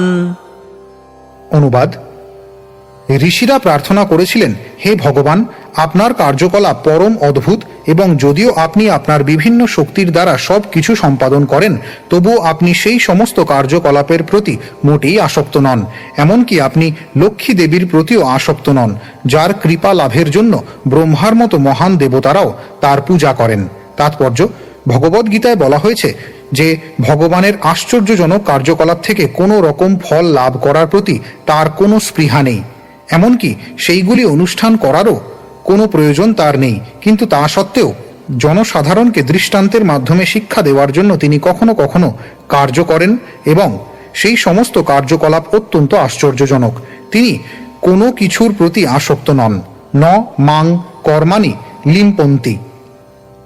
যদিও তিনি অত্যন্ত আশ্চর্যজনকভাবে কার্য করেন, তবুও তিনি কোনো কিছুর প্রতি আসক্ত নন। ভগবদ্গীতা 4th অধ্যায় 14 শ্লোক। তিনি স্বয়ং সম্পূর্ণ। এখানে দৃষ্টান্ত দেওয়া হয়েছে যে লক্ষ্মী দেবী সর্বদা ভগবানের সেবায় যুক্ত, কিন্তু তা সত্ত্বেও ভগবান তার প্রতি আসক্ত নন। ব্রহ্মা আদি মহান দেবতারাও লক্ষ্মী দেবীর কৃপা লাভের জন্য তার পূজা করেন, কিন্তু ভগবান যদিও শত সহস্র লক্ষ্মী দেবীর দ্বারা পূজিত হন, তবুও তিনি তাদের একজনের প্রতিও আসক্ত নন। ঋষিরা ভগবানের এই অতি উচ্চ চিন্ময় স্থিতি সম্বন্ধে উল্লেখ করেছেন। তিনি পুণ্য কর্মের ফলের প্রতি আসক্ত সাধারণ জীবের মতো নন। শ্লোক 35। सिद्धा ऊचुः अयं त्वत्कथामृष्ट पीयूष नद्यां मनोवारणक्लेशदावाग्निदग्धः त्रिशार्तोऽवगाढो न सस्मारदावं न निष्क्रामति ब्रह्म सम्पन्नवन्नः। অনুবাদ: সিদ্ধগণ প্রার্থনা করেছিলেন, হে ভগবান, দাবানল ক্লিষ্ট হস্তি যেমন নদীর জলে প্রবেশ করে তার সমস্ত ক্লেশ ভুলে যায়, তেমনি আমাদের মন আপনার দিব্য লীলামৃতের নদীতে সর্বদা নিমজ্জিত থাকার ফলে সেই চিন্ময় আনন্দ কখনই পরিত্যাগ করতে চায় না, যা ব্রহ্মানন্দের থেকেও অধিক আনন্দদায়ক। তাৎপর্য: এটি সিদ্ধ লোকবাসী অষ্টসিদ্ধি সমন্বিত সিদ্ধদের উক্তি। সিদ্ধ লোকের অধিবাসীরা সকলেই 8টি যোগ সিদ্ধি পূর্ণরূপে লাভ করেছেন, কিন্তু তাদের উক্তি থেকে প্রতীত হয় যে তারা হচ্ছেন ভগবানের শুদ্ধ ভক্ত। তারা সর্বদাই ভগবানের লীলা শ্রবণের অমৃতময়ী নদীতে নিমজ্জিত। ভগবানের লীলা শ্রবণকে বলা হয় কৃষ্ণ কথা। তেমনি প্রহ্লাদ মহারাজ বলেছেন যে যারা সর্বদাই ভগবানের লীলা কথা রূপ সমুদ্রে ডুবে থাকেন তারা মুক্ত এবং তাদের জড়জাগতিক বদ্ধ জীবনের কোনো ভয় থাকে না। সিদ্ধরা বলেছেন যে সাধারণ মানুষের মন সর্বদা উৎকণ্ঠায় পূর্ণ। এখানে দাবাগ্নি পীড়িত হস্তির তাপ নিরাময়ের জন্য নদীতে প্রবেশ করার দৃষ্টান্ত দেওয়া হয়েছে। যারা সংসার দাবানলে দগ্ধ, তারা যদি কেবল ভগবানের লীলার অমৃতময় নদীতে প্রবেশ করে তাহলে তারা তাদের জড় অস্তিত্বের সমস্ত দুঃখ দুর্দশা ভুলে যাবে। সিদ্ধরা যজ্ঞ অনুষ্ঠান ইত্যাদির দ্বারা শুভ ফল লাভের প্রতি আগ্রহী নন। তারা কেবল ভগবানের চিন্ময় লীলা কথার আলোচনায় মগ্ন থাকেন। তার ফলে তারা পাপ অথবা পুণ্য কর্মের অপেক্ষা না করে সম্পূর্ণরূপে সুখী হন। যারা সর্বদা কৃষ্ণ ভাবনায় মগ্ন তাদের কোনো রকম পাপ অথবা পুণ্য কর্ম বা যজ্ঞ অনুষ্ঠান করার প্রয়োজন হয় না। কৃষ্ণ ভাবনামৃত সর্বতোভাবে পূর্ণ, কারণ বেদ বর্ণিত সমস্ত শুভ কর্ম তার অন্তর্গত। শ্লোক 36। यजमान्युवाच स्वागतं ते प्रसीदेश तुभ्यं नमः श्रीनिवास श्रियाकान्तयात्राहिनः त्वामृते धीशनाङ्गैर्मखः शोभते शीर्षहीनः कबन्धो यथा पूरुषः। অনুবাদ: দক্ষ পত্নী প্রার্থনা করেছিলেন, হে ভগবান, আপনি যে যজ্ঞস্থলে আবির্ভূত হয়েছেন তা অত্যন্ত সৌভাগ্যজনক। আমি আপনাকে আমার সশ্রদ্ধ প্রণতি নিবেদন করি এবং আমি আপনার কাছে অনুরোধ করি যেন আপনি এই উপলক্ষে প্রসন্ন হন। আপনি ব্যতীত এই যজ্ঞস্থল ঠিক একটি মস্তকহীন কবন্ধের মতো শ্রীহীন। তাৎপর্য: বিষ্ণুর আর এক নাম যজ্ঞেশ্বর। ভগবদ্গীতায় বলা হয়েছে যে শ্রী বিষ্ণুর সন্তুষ্টি বিধানের জন্য বিষ্ণু যজ্ঞ রূপে সমস্ত কর্ম করা উচিত। তাকে প্রসন্ন না করে আমরা যা কিছু করি তা সবই আমাদের জড় জগতের বন্ধনের কারণ। সেই কথা এখানে দক্ষ পত্নীর দ্বারা প্রতিপন্ন হয়েছে। আপনার উপস্থিতি বিনা এই যজ্ঞের বিশাল আয়োজন সম্পূর্ণ অর্থহীন। ঠিক যেমন দেহ যত সুন্দরভাবেই সজ্জিত হোক না কেন, মস্তক বিনা তা অর্থহীন। এই উপমা সামাজিক শরীরের ক্ষেত্রেও প্রযোজ্য। জড় সভ্যতা তার প্রগতির গর্বে অত্যন্ত গর্বিত, কিন্তু প্রকৃতপক্ষে তা মস্তকহীন শরীরের মতো অর্থহীন। কৃষ্ণ ভক্তি বিনা পরমেশ্বর ভগবান শ্রী বিষ্ণুকে বাদ দিয়ে যে সভ্যতা, তা যতই উন্নত বলে মনে হোক না কেন, তা সম্পূর্ণ মূল্যহীন। হরিভক্তি সুধোদয়ে 3 অধ্যায় 11 শ্লোকে উল্লেখ করা হয়েছে, भगवद्भक्तिहीनस्य जातिशास्त्रं जपस्तपः अप्राणस्यैव देहस्य मण्डनं लोकरञ्जनम्। অর্থাৎ যখন কোনো আত্মীয় বা বন্ধুর মৃত্যু হয়, বিশেষ করে নিম্ন শ্রেণীর লোকদের মধ্যে, তখন মৃত দেহটিকে খুব সুন্দর করে সাজানো হয়। সুন্দরভাবে বস্ত্র ও অলঙ্কারে সজ্জিত সেই মৃত দেহটিকে শোভাযাত্রা করে নিয়ে যাওয়া হয়। এইভাবে মৃত দেহটিকে সাজাবার কোনো অর্থ হয় না, কারণ সেই দেহটি থেকে প্রাণ ইতিমধ্যেই নির্গত হয়ে গেছে। তেমনি কৃষ্ণ ভক্তি ব্যতীত আভিজাত্য, সামাজিক প্রতিষ্ঠা অথবা জাগতিক সভ্যতার উন্নতি কেবল মৃতদেহকে সাজাবার মতো। দক্ষের পত্নীর নাম ছিল প্রসূতি এবং তিনি ছিলেন স্বয়ংভুব মনুর কন্যা। তার ভগিনী দেবহূতির সঙ্গে কর্দম মুনির বিবাহ হয়েছিল এবং ভগবান কপিলদেব তার পুত্র রূপে আবির্ভূত হয়েছিলেন। সেই সূত্রে প্রসূতি হচ্ছেন ভগবান বিষ্ণুর মাসি। তিনি স্নেহের বশে ভগবান বিষ্ণুর কাছে এই অনুগ্রহ প্রার্থনা করেছিলেন। যেহেতু তিনি ছিলেন তার মাসি, তাই তিনি তার কাছে একটি বিশেষ অনুগ্রহ ভিক্ষা করেছিলেন। এই শ্লোকে আরও একটি উল্লেখযোগ্য বিষয় হচ্ছে যে লক্ষ্মী দেবী সহ ভগবানকে প্রশংসা করা হয়েছে। যেখানে ভগবান বিষ্ণুর পূজা হয়, সেখানে স্বাভাবিকভাবে লক্ষ্মী দেবীর কৃপা থাকে। ভগবান শ্রী বিষ্ণুকে অমৃত বলে সম্বোধন করা হয়েছে। দেবতারা এমনকি ব্রহ্মা এবং শিবও সৃষ্টির পরে উৎপন্ন হয়েছেন, কিন্তু শ্রী বিষ্ণু সৃষ্টির পূর্বে বিরাজমান ছিলেন, তাই তাকে অমৃত বলে সম্বোধন করা হয়েছে। শ্রী বিষ্ণু তার অন্তরঙ্গা শক্তিসহ বৈষ্ণবদের দ্বারা পূজিত হন।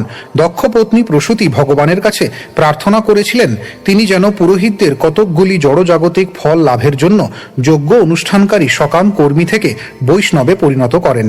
শ্লোক 37। लोकपाला ऊचुः दृष्टः किं नो दृग्भिरसद्ग्रहैस्त्वं प्रत्यग्द्रष्टा दृश्यते येन विश्वम् माया हेषा भवदीया हि भूमन् यस्त्वं षष्ठः पञ्चभिर्भासि भूतैः। অনুবাদ: বিভিন্ন লোকপালেরা বললেন, হে ভগবান, আমরা কেবল আমাদের প্রত্যক্ষ অনুভূতিকেই বিশ্বাস করি, কিন্তু এই পরিস্থিতিতে আমরা জানি না যে আমরা আমাদের জড় ইন্দ্রিয়ের দ্বারা আপনাকে দর্শন করেছি কিনা। আমাদের জড় ইন্দ্রিয়ের দ্বারা আমরা কেবল এই দৃশ্য জগতই দর্শন করতে পারি, কিন্তু আপনি পঞ্চভূতের অতীত, আপনি ষষ্ঠ তত্ত্ব, তাই আমরা আপনাকে জড় জগতের সৃষ্টিরূপে দর্শন করছি। তাৎপর্য: বিভিন্ন লোকের পালকেরা অবশ্যই জড়জাগতিক ঐশ্বর্য সমন্বিত এবং অত্যন্ত দাম্ভিক। এই প্রকার ব্যক্তিরা ভগবানের চিন্ময় শাশ্বত রূপ উপলব্ধি করতে অক্ষম। ব্রহ্মসংহিতায় বলা হয়েছে যে যাদের চক্ষু ভগবত প্রেম রূপ অঞ্জনের দ্বারা রঞ্জিত হয়েছে, তারাই কেবল তাদের কার্যকলাপের প্রতি পদক্ষেপে পরমেশ্বর ভগবানকে দর্শন করতে পারেন। কুন্তী দেবীও তার প্রার্থনায় শ্রীমদ্ ভাগবত প্রথম স্কন্ধ 8ম অধ্যায় 26তম শ্লোকে উল্লেখ করেছেন যে যারা অকিঞ্চন গোচরম, অর্থাৎ যারা ধনমদে মত্ত নন, তারাই ভগবানকে দর্শন করতে পারেন, আর যারা মোহাচ্ছন্ন তারা পরম তত্ত্বের কথা চিন্তা পর্যন্ত করতে পারে না। শ্লোক 38। योगेश्वरा ऊचुः प्रेयान्न तेऽन्योऽस्त्यमुतस्त्वयि प्रभो विश्वात्मनीक्षेन्न पृथग्य आत्मनः अथापि भत्येष तयोपधावता मनन्यवृत्त्यानुगृहाण वत्सल। অনুবাদ: মহাযোগীগণ বললেন, হে ভগবান, যারা আপনাকে সমস্ত জীবের পরমাত্মা রূপে জেনে আপনাকে তাদের থেকে অভিন্ন রূপে দর্শন করেন, তারা নিশ্চয়ই আপনার অত্যন্ত প্রিয়। যারা আপনাকে প্রভু বলে মনে করে এবং নিজেদেরকে আপনার দাস বলে মনে করে আপনার ভক্তিময়ী সেবায় যুক্ত থাকে, তাদের প্রতি আপনি অত্যন্ত কৃপাপরায়ণ হন। আপনি তাদের প্রতি সর্বদা অনুকূল। তাৎপর্য: এই শ্লোকে ইঙ্গিত করা হয়েছে যে অদ্বৈতবাদী এবং মহান যোগীরা পরমেশ্বর ভগবানকে এক এবং অদ্বিতীয় বলে জানেন। জীব পরমেশ্বর ভগবানের সঙ্গে সর্বতোভাবে এক হওয়ার যে ভ্রান্ত মতবাদ, তা থেকে এই একত্ব ভিন্ন। এই অদ্বৈতবাদ শুদ্ধ জ্ঞানের ভিত্তিতে প্রতিষ্ঠিত, যা ভগবদ গীতায় 7ম অধ্যায় 17 শ্লোকে বর্ণিত এবং প্রতিপন্ন হয়েছে। প্রিয় হি জ্ঞানী নহত্যর্থ মহং স চ মম প্রিয়। ভগবান বলেছেন যে যারা দিব্য জ্ঞান সমন্বিত এবং ভগবত ভক্তির বিজ্ঞান সম্বন্ধে অবগত, তারা তার অত্যন্ত প্রিয় এবং তিনিও তাদের অত্যন্ত প্রিয়। ভগবত তত্ত্ববিজ্ঞান সম্বন্ধে যাদের পূর্ণ জ্ঞান রয়েছে, তারা জানেন যে জীব হচ্ছে ভগবানের পরাশক্তি। সেই কথা ভগবত গীতার 7ম অধ্যায়ে বর্ণিত হয়েছে। জড়া প্রকৃতি নিকৃষ্টা এবং জীব হচ্ছে ভগবানের উৎকৃষ্টা প্রকৃতি। শক্তি এবং শক্তিমান অভিন্ন, তাই শক্তি ও শক্তিমানের গুণ সমন্বিত। যারা পরমেশ্বর ভগবান সম্বন্ধে পূর্ণ জ্ঞান সম্পন্ন, তারা তার বিভিন্ন শক্তি বিশ্লেষণ করে তাদের স্বরূপ সম্বন্ধে অবগত এবং তারা নিশ্চিতভাবে ভগবানের অত্যন্ত প্রিয়। কিন্তু যারা ভগবানের সম্বন্ধে ততটা না জানলেও প্রীতি ও বিশ্বাস সহকারে সর্বদা তার কথা চিন্তা করেন এবং অনুভব করেন যে তিনি মহান এবং তিনি হচ্ছেন তার বিভিন্ন অংশ স্বরূপ তার নিত্য দাস, তাদের ভগবান আরও অধিক কৃপা করেন। এই শ্লোকের বিশেষ বৈশিষ্ট্য হচ্ছে যে ভগবানকে এখানে বৎসল বলে সম্বোধন করা হয়েছে। বৎসল শব্দটির অর্থ হচ্ছে যিনি সর্বদা অনুকূল। ভগবানের নাম ভক্তবৎসল। ভগবান ভক্তবৎসল নামে বিখ্যাত, কারণ তিনি সর্বদা ভক্তদের প্রতি অনুকূল। কিন্তু বৈদিক শাস্ত্রের কোথাও তাকে জ্ঞানী বৎসল বলে সম্বোধন করা হয়নি। শ্লোক 39। जगदुद्भव स्थितिलयेषु दैवतो बहुभिद्यमान गुणयात्ममायया रचितात्मभेदमतये स्वसंस्थया विनिवर्तित भ्रमगुणात्मने नमः। অনুবাদ: আমরা পরমেশ্বর ভগবানকে আমাদের সশ্রদ্ধ প্রণতি নিবেদন করি, যিনি বিভিন্ন প্রকার বস্তু উৎপন্ন করেছেন এবং তাদের সৃষ্টি, পালন এবং বিনাশের জন্য তাদের জড় জগতের 3টি গুণের বশীভূত করেছেন। তিনি স্বয়ং বহিরঙ্গা শক্তির নিয়ন্ত্রণাধীন নন। তার স্বরূপে তিনি জড় গুণের বৈচিত্র্য থেকে সম্পূর্ণরূপে ভিন্ন এবং মায়ার ভ্রান্ত পরিচিতি থেকে মুক্ত। তাৎপর্য: এই শ্লোকে 2টি অবস্থার বর্ণনা করা হয়েছে। একটি হচ্ছে জড় জগতের সৃষ্টি, পালন এবং বিনাশ, এবং অন্যটি হচ্ছে ভগবানের স্বীয় স্থিতি। ভগবানের স্বীয় ধামেও গুণ রয়েছে। এখানে বলা হয়েছে যে গোলক হচ্ছে তার নিজের স্থান। গোলকেও গুণ রয়েছে, কিন্তু সেই গুণ সৃষ্টি, পালন এবং বিনাশের দ্বারা বিভক্ত নয়। বহিরঙ্গা প্রকৃতিতে 3টি গুণের মিথস্ক্রিয়ার ফলে সৃষ্টি, স্থিতি এবং প্রলয় সম্ভব হয়। কিন্তু চিৎ জগতে বা ভগবত ধামে যেহেতু সব কিছুই নিত্য, জ্ঞানময় এবং আনন্দময়, তাই সেখানে এই ধরনের কোনো প্রদর্শন নেই। এক শ্রেণীর দার্শনিক রয়েছে যারা এই জড় জগতে ভগবানের আবির্ভাব সম্বন্ধে ভ্রান্ত ধারণা করে। তারা মনে করে যে পরমেশ্বর ভগবান যখন আবির্ভূত হন, তখন তিনি অন্য সমস্ত জীবের মতো প্রকৃতির 3টি গুণের দ্বারা আচ্ছন্ন হয়ে পড়েন। সেটি হচ্ছে তাদের ভ্রান্ত ধারণা। সেই সম্বন্ধে এখানে স্পষ্টভাবে বলা হয়েছে স্বসংস্থয়া, তার অন্তরঙ্গা শক্তির দ্বারা তিনি সমস্ত জড় গুণের অতীত। তেমনি ভগবদ গীতায়ও ভগবান বলেছেন, আমার অন্তরঙ্গা শক্তির প্রভাবে আমি আবির্ভূত হই। অন্তরঙ্গা এবং বহিরঙ্গা উভয় শক্তিই ভগবানের নিয়ন্ত্রণাধীন। সুতরাং তিনি এই শক্তি দুটির কোনোটির দ্বারাই নিয়ন্ত্রিত হন না। পক্ষান্তরে সবকিছুই তার নিয়ন্ত্রণাধীন। তার দিব্য নাম, রূপ, গুণ, লীলা এবং পরিকর প্রকাশ করার জন্য তিনি তার অন্তরঙ্গা শক্তিকে সক্রিয় করেন। তার বহিরঙ্গা শক্তির বৈচিত্র্যের ফলে ব্রহ্মা, শিব আদি দেবতাদের প্রকাশ হয় এবং মানুষেরা তাদের জড় গুণ অনুসারে এই সমস্ত দেবতাদের প্রতি আকৃষ্ট হয়। কিন্তু কেউ যখন জড়া প্রকৃতির গুণ অতিক্রম করেন বা দিব্য স্তরে অধিষ্ঠিত হন, তখন তিনি পরমেশ্বর ভগবানের আরাধনায় নিষ্ঠাপরায়ণ হন। সেই তত্ত্ব ভগবদ্ গীতায় বর্ণিত হয়েছে। ভগবানের সেবায় যিনি যুক্ত হয়েছেন তিনি ইতিমধ্যেই জড়া প্রকৃতির গুণের মিথস্ক্রিয়ার এবং বৈচিত্র্যের অতীত হয়েছেন। মূল তত্ত্ব হচ্ছে যে বদ্ধ জীবেরা জড়া প্রকৃতির গুণের ক্রিয়া এবং প্রতিক্রিয়ার দ্বারা প্রভাবিত হয় এবং এই গুণসমূহ শক্তির বৈচিত্র্য সৃষ্টি করে, কিন্তু চিৎ জগতে একমাত্র আরাধ্য হচ্ছেন পরমেশ্বর ভগবান এবং অন্য কেউ নয়। শ্লোক 40।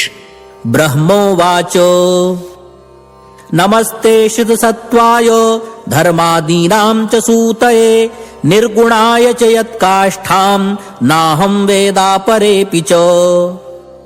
অনুবাদ: মূর্তিমান বেদগণ বললেন, হে ভগবান, আমরা আপনাকে আমাদের সশ্রদ্ধ প্রণতি নিবেদন করি, কারণ আপনি সত্যগুণের আশ্রয় হওয়ার ফলে সমস্ত ধর্ম, তপস্যা এবং কৃচ্ছ সাধনের উৎস। আপনি সমস্ত ভৌতিক গুণের অতীত এবং কেউই আপনাকে অথবা আপনার প্রকৃত স্থিতি জানে না।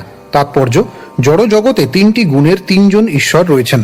ভগবান শ্রীবিষ্ণু হচ্ছেন ধর্ম, জ্ঞান, তপশ্চর্যা, বৈরাগ্য, ঐশ্বর্য ইত্যাদির উৎস সত্যগুণের পর্যবেক্ষক। সেই কারণে জীব যখন সত্যগুণের নিয়ন্ত্রণাধীন হয় তখন বাস্তবিক শান্তি, সমৃদ্ধি, জ্ঞান এবং ধর্ম লাভ হয়। যখনই তারা অন্য দুটি গুণ রজ এবং তমের নিয়ন্ত্রণাধীন হয় তখন তাদের বদ্ধ জীবনের সংকটজনক অবস্থা অসহনীয় হয়ে ওঠে। কিন্তু ভগবান শ্রীবিষ্ণু তার আদি স্থিতিতে সর্বদাই নির্গুণ, অর্থাৎ জড় গুণের অতীত। নির্গুণ শব্দটির অর্থ হচ্ছে গুণরহিত, কিন্তু তার অর্থ এই নয় যে ভগবানের কোনো গুণ নেই। তার দিব্য গুণাবলী রয়েছে যার দ্বারা তিনি প্রকাশিত হন এবং তার লীলাবিলাস সম্পাদন করেন। তার দিব্য গুণাবলীর প্রকাশ বেদবিদদের নিকট এমনকি ব্রহ্মা এবং শিবের মতো মহান দেবতাদেরও অজ্ঞাত। প্রকৃতপক্ষে দিব্য গুণাবলী কেবল ভক্তদের কাছেই প্রকাশিত হয়। ভগবদ্ গীতায় সেই কথা প্রতিপন্ন হয়েছে। ভগবত ভক্তির দ্বারাই কেবল পরমেশ্বর ভগবানের চিন্ময় স্থিতি হৃদয়ঙ্গম করা যায়। যারা সত্য গুণে রয়েছেন তারা আংশিকভাবে দিব্য জ্ঞান লাভ করতে পারেন, কিন্তু ভগবদ্ গীতায় উপদেশ দেওয়া হয়েছে যে সেই স্তরও অতিক্রম করতে হবে। বৈদিক তত্ত্ব জড়া প্রকৃতির তিনটি গুণের উপর প্রতিষ্ঠিত। এই তিনটি গুণ অতিক্রম করতে হবে এবং তখন শুদ্ধ সাত্ত্বিক চিন্ময় জীবনে অধিষ্ঠিত হওয়া যাবে। শ্লোক 41। অগ্নির্বাচ যত্তেজসাহং সুসমিদ্ধ তেজা হব্যম বহে সধ্বর আজ্যসিক্তম তম যজ্ঞিয়ম পঞ্চবিধম চ পঞ্চভিঃ সৃষ্টম যজুর্ভিঃ প্রণতোস্মি যজ্ঞম। অনুবাদ: অগ্নিদেব বললেন, হে ভগবান, আমি আপনাকে আমার সশ্রদ্ধ প্রণতি নিবেদন করি, কারণ আপনার কৃপায় আমি প্রজ্বলিত অগ্নির মতো তেজস্বী এবং যজ্ঞে নিবেদিত ঘৃত মিশ্রিত হবি স্বীকার করি। যজুর্বেদ অনুসারে 5 প্রকার হবি আপনারই বিভিন্ন শক্তি এবং 5 প্রকার বৈদিক মন্ত্রে আপনি পূজিত হন। যজ্ঞ বলতে পরমেশ্বর ভগবান আপনাকেই বোঝানো হয়। তাৎপর্য: ভগবদ্ গীতায় স্পষ্টভাবে বলা হয়েছে যে ভগবান শ্রী বিষ্ণুর উদ্দেশ্যেই যজ্ঞ অনুষ্ঠান করা উচিত। শ্রী বিষ্ণুর সুবিদিত সহস্র দিব্য নাম রয়েছে এবং তার মধ্যে একটি নাম হচ্ছে যজ্ঞ। স্পষ্টভাবে বলা হয়েছে যজ্ঞ বা বিষ্ণুর প্রসন্নতা বিধানের জন্যই সব কিছু করা উচিত। মানুষ অন্য যা কিছুই করে তা সবই তার বন্ধনের কারণ। প্রত্যেকেরই কর্তব্য হচ্ছে বৈদিক মন্ত্র অনুসারে যজ্ঞ অনুষ্ঠান করা। উপনিষদে উল্লেখ করা হয়েছে যে অগ্নি, যজ্ঞবেদী, পূর্ণচন্দ্র, চাতুর্মাস্য, বলির পশু এবং সোমরস এইগুলি যজ্ঞের আবশ্যকীয় বস্তু। তেমনি প্রয়োজন চতুর অক্ষর যুক্ত বিশেষ বৈদিক মন্ত্র। একটি মন্ত্র হচ্ছে আশ্রাবয়েতি চতুর অক্ষরং অস্তু শ্রৌষরীতি চতুর অক্ষরং যজেতি দাভ্যাং যে যজামহ। ভগবান শ্রী বিষ্ণুর প্রসন্নতা বিধানের জন্যই কেবল শ্রুতি এবং স্মৃতি শাস্ত্র অনুসারে এই সমস্ত মন্ত্র উচ্চারিত হয়। বেদে বর্ণনা করা হয়েছে যে যারা জড় জগতের বন্ধনে আবদ্ধ এবং জড় সুখের প্রতি আসক্ত তাদের মুক্তির জন্য যজ্ঞ করা এবং বর্ণাশ্রম ধর্ম পালন করা আবশ্যক। বিষ্ণু পুরাণে বলা হয়েছে যে বিষ্ণুর জন্য যজ্ঞ করার ফলে মানুষ ধীরে ধীরে মুক্ত হতে পারে। অতএব সমগ্র জীবনের পরম লক্ষ্য হচ্ছে শ্রী বিষ্ণুর প্রসন্নতা বিধান করা। সেটিই হচ্ছে যজ্ঞ। যিনি কৃষ্ণ ভাবনায় ভাবিত হয়ে সমস্ত বিষ্ণু রূপের আদি উৎস শ্রীকৃষ্ণের সন্তুষ্টি বিধানের জন্য তার জীবন উৎসর্গ করেছেন এবং প্রতিদিন নিয়মিতভাবে ভগবানের পূজা করেন এবং ভগবানকে ভোগ নিবেদন করেন, তিনিই হচ্ছেন সর্বশ্রেষ্ঠ যজ্ঞ সম্পাদনকারী। শ্রীমদ্ ভাগবতে স্পষ্টভাবে উল্লেখ করা হয়েছে যে এই কলিযুগে একমাত্র সার্থক যজ্ঞ হচ্ছে সংকীর্তন যজ্ঞ। যজ্ঞই সংকীর্তন প্রায়ই সর্বশ্রেষ্ঠ যজ্ঞ হচ্ছে হরে কৃষ্ণ কৃষ্ণ কৃষ্ণ হরে হরে, হরে রাম রাম রাম হরে হরে কীর্তন করা। অন্যান্য যজ্ঞ যেমন বিষ্ণুর সমক্ষে নিবেদন করা হয়, এই যজ্ঞ কিন্তু শ্রী চৈতন্য মহাপ্রভুর সমক্ষে নিবেদন করা হয়। এই নির্দেশ শ্রীমদ্ ভাগবতের 11 স্কন্ধে পাওয়া যায়। অধিকন্তু এই যজ্ঞ অনুষ্ঠান প্রতিপন্ন করে যে শ্রী চৈতন্য মহাপ্রভু হচ্ছেন স্বয়ং বিষ্ণু। শ্রী বিষ্ণু যেমন বহুকাল পূর্বে দক্ষ যজ্ঞে উপস্থিত হয়েছিলেন, এই যুগে শ্রী চৈতন্য মহাপ্রভু আমাদের সংকীর্তন যজ্ঞ গ্রহণ করার জন্য আবির্ভূত হয়েছেন। শ্লোক 42। देवा ऊचुः पुरा कल्पापाये स्वकृतमुदरीकृत्य विकृतम् त्वमेवाद्यस्तस्मिन् सलिलौरगेन्द्राधिशयने पुमांशेषे सिद्धैर्हृदि विमिशिताध्यात्मपदविः स एवाद्याक्ष्णोर्यः पथि चरसि भृत्यानवसिनः। অনুবাদ: দেবতারা বললেন, হে ভগবান, পূর্বে প্রলয়ের সময় আপনি জড় জগতের বিভিন্ন শক্তি সংরক্ষণ করেছিলেন। সেই সময় সনকাদি ঊর্ধ্ব লোকবাসীরা আধ্যাত্মিক জ্ঞানের দ্বারা আপনার ধ্যান করেছিলেন। অতএব আপনি হচ্ছেন আদি পুরুষ এবং আপনি প্রলয় বাড়িতে শেষ নাগসজ্জায় শয়ন করেন। এখন আপনি আপনার সেবক আমাদের সম্মুখে প্রকট হয়েছেন। দয়া করে আপনি আমাদের রক্ষা করুন। তাৎপর্য: এই শ্লোকে যে প্রলয়ের উল্লেখ করা হয়েছে তা হচ্ছে ব্রহ্মাণ্ডের আংশিক প্রলয়। ব্রহ্মা যখন নিদ্রা যান তখন এই প্রলয় হয় এবং তার ফলে ব্রহ্মাণ্ডের নিম্নতর লোকগুলি ধ্বংস হয়। এই প্রলয় মহরলোক, জনলোক, তপলোক আদি উচ্চতর লোকগুলি প্লাবিত হয় না। ভগবান হচ্ছেন স্রষ্টা, যে কথা এই শ্লোকে বর্ণিত হয়েছে, কারণ সৃষ্টি শক্তি তার দেহ থেকে প্রকাশিত হয় এবং প্রলয়ের পর সমস্ত শক্তি তিনি উদরস্থ করে নেন। এই শ্লোকের আরেকটি উল্লেখযোগ্য বিষয় হচ্ছে যে দেবতারা বলেছেন, আমরা সকলেই আপনার ভৃত্য, আপনি দয়া করে আমাদের রক্ষা করুন। দেবতারা ভগবান শ্রী বিষ্ণুর রক্ষণাবেক্ষণের উপর নির্ভর করেন, তারা স্বতন্ত্র নন। তাই ভগবদ গীতায় দেবতা পূজার নিন্দা করা হয়েছে, কারণ সেগুলির কোনো আবশ্যকতা নেই এবং সেখানে স্পষ্টভাবে উল্লেখ করা হয়েছে যে যারা তাদের চেতনা হারিয়েছে তারাই দেবতাদের কৃপা ভিক্ষা করে। সাধারণত কারো যদি কোনো জড় বাসনা চরিতার্থ করার থাকে তাহলে তিনি দেবতাদের শরণাগত না হয়ে বিষ্ণুর কাছে তা চাইতে পারেন। যারা দেবতাদের পূজা করে তারা খুব একটা বুদ্ধিমান নয়। আর তাছাড়া দেবতারা বলেছেন, আমরা আপনার নিত্য দাস। অতএব যারা দাস বা ভগবানের ভক্ত তারা সকাম কর্ম, যজ্ঞ অনুষ্ঠান অথবা মনোধর্মী জ্ঞানের প্রতি খুব একটা আগ্রহী নন। তারা কেবল প্রীতি সহকারে পরমেশ্বর ভগবানের সেবার উদ্দেশ্যে সব কিছুর অনুষ্ঠান করেন, শ্রদ্ধা ও বিশ্বাস সহকারে তার সেবা করেন এবং এই প্রকার ভক্তদের ভগবান স্বয়ং রক্ষা করেন। ভগবদ গীতায় ভগবান শ্রীকৃষ্ণ বলেছেন, কেবল আমার শরণাগত হও, তাহলে আমি তোমাকে তোমার সমস্ত পাপ কর্মের ফল থেকে রক্ষা করব। এই জড়জগৎ এমনইভাবে সৃষ্টি হয়েছে যে জ্ঞাতসারে অথবা অজ্ঞাতসারে সকলকেই পাপকর্ম করতে হয় এবং বিষ্ণুর শরণাগত না হওয়া পর্যন্ত তার সমস্ত পাপকর্মের ফল তাকে ভোগ করতে হয়। কিন্তু কেউ যখন ভগবানের শরণাগত হয়ে তার সেবায় নিজেকে উৎসর্গ করেন তখন ভগবান স্বয়ং তাকে রক্ষা করেন। তখন আর তার কোনো রকম পাপকর্মের ফল ভোগ করার ভয় থাকে না। তখন আর তিনি স্বেচ্ছায় বা অনিচ্ছায় পাপ কর্ম করতে চান না। শ্লোক 43।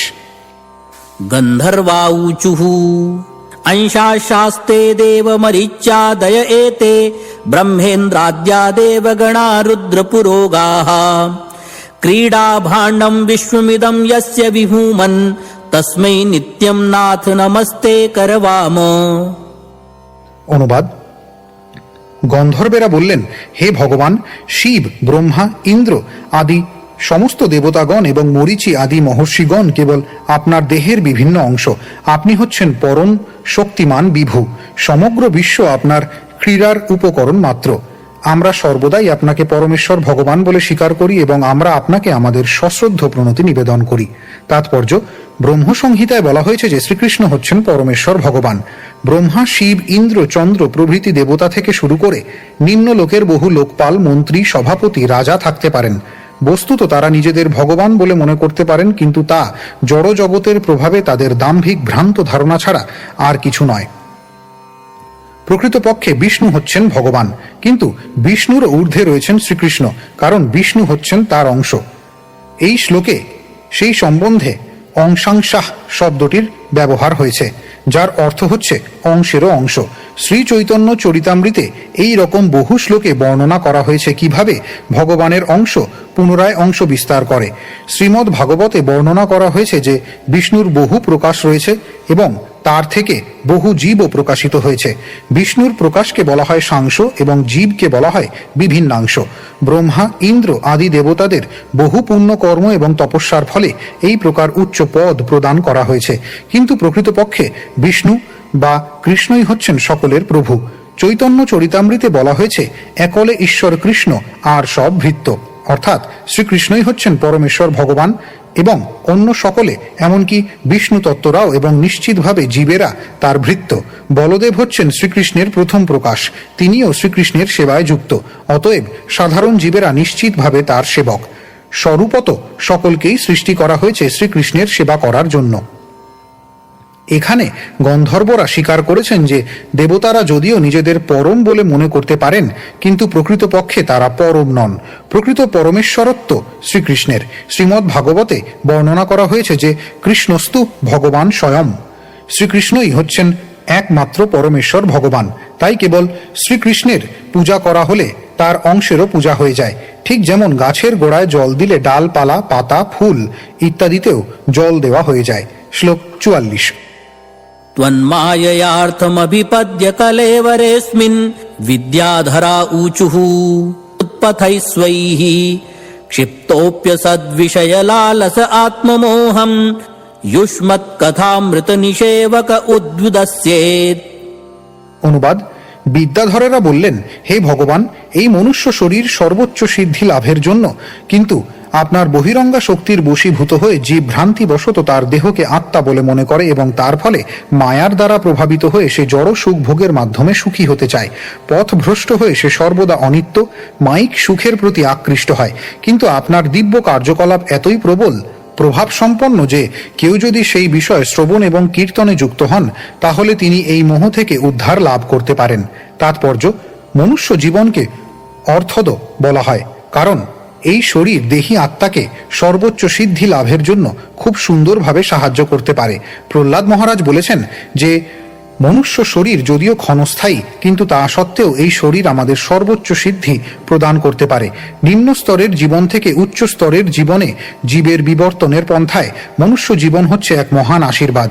কিন্তু মায়া এতই প্রবল যে মনুষ্য শরীর লাভ করার এই মহৎ আশীর্বাদ প্রাপ্ত হওয়া সত্ত্বেও আমরা অনিত্য জড় সুখের দ্বারা প্রভাবিত হই এবং আমাদের জীবনের প্রকৃত উদ্দেশ্য ভুলে যাই। আমরা এমন সমস্ত বস্তুর প্রতি আকৃষ্ট হই যা নশ্বর। এই আকর্ষণের কারণ হচ্ছে অনিত্য জড় শরীর। জীবনের ভয়ঙ্কর এই অবস্থা থেকে উদ্ধার লাভের কেবল একটি মাত্র উপায় রয়েছে, পরমেশ্বর ভগবানের দিব্য নাম হরে কৃষ্ণ কৃষ্ণ কৃষ্ণ হরে হরে, হরে রাম রাম রাম হরে হরে কীর্তনে এবং শ্রবণে যুক্ত হওয়া। যুষ্মৎ কথামৃত নিষেবক শব্দগুলির অর্থ হচ্ছে যারা আপনার অমৃতময় কথা আস্বাদনে যুক্ত। শ্রীকৃষ্ণের বাণী এবং কার্যকলাপ সম্বন্ধে বিশেষভাবে আলোচনা করে দুটি গ্রন্থ। ভগবদ্গীতা হচ্ছে শ্রীকৃষ্ণের প্রদত্ত উপদেশ এবং শ্রীমদ্ ভাগবত হচ্ছে শ্রীকৃষ্ণ এবং তার ভক্তদের কথা। এই দুটি গ্রন্থ হচ্ছে কৃষ্ণ কথার বিশেষ অমৃত সম্বলিত। যারা এই দুটি বৈদিক শাস্ত্রের বাণী প্রচারে যুক্ত, তাদের পক্ষে মায়ারচিত বদ্ধ জীবন থেকে মুক্ত হওয়া অত্যন্ত সরল। বদ্ধ জীবের মায়া হচ্ছে যে সে তার চিন্ময় স্বরূপ উপলব্ধি করার চেষ্টা করে না। সে তার বাহ্য শরীরের প্রতি অধিক মনোযোগী, যা হচ্ছে কেবল একটি মাংসপিণ্ড, এবং নির্দিষ্ট কালের পর তা সমাপ্ত হয়ে যাবে। জীবাত্মাকে যখন এক শরীর থেকে আর এক শরীরে দেহান্তরিত হতে হয়, তখন সমস্ত পরিবেশের পরিবর্তন হয়।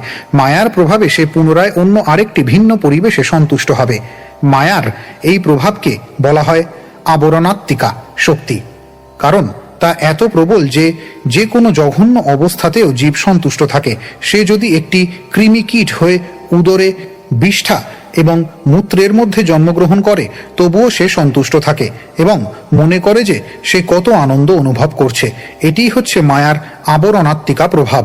কিন্তু মনুষ্য জীবন হচ্ছে সেই কথা বুঝতে পারার একটি সুযোগ, এবং কেউ যদি সেই সুযোগটি হারায় তাহলে সে সব চাইতে দুর্ভাগা।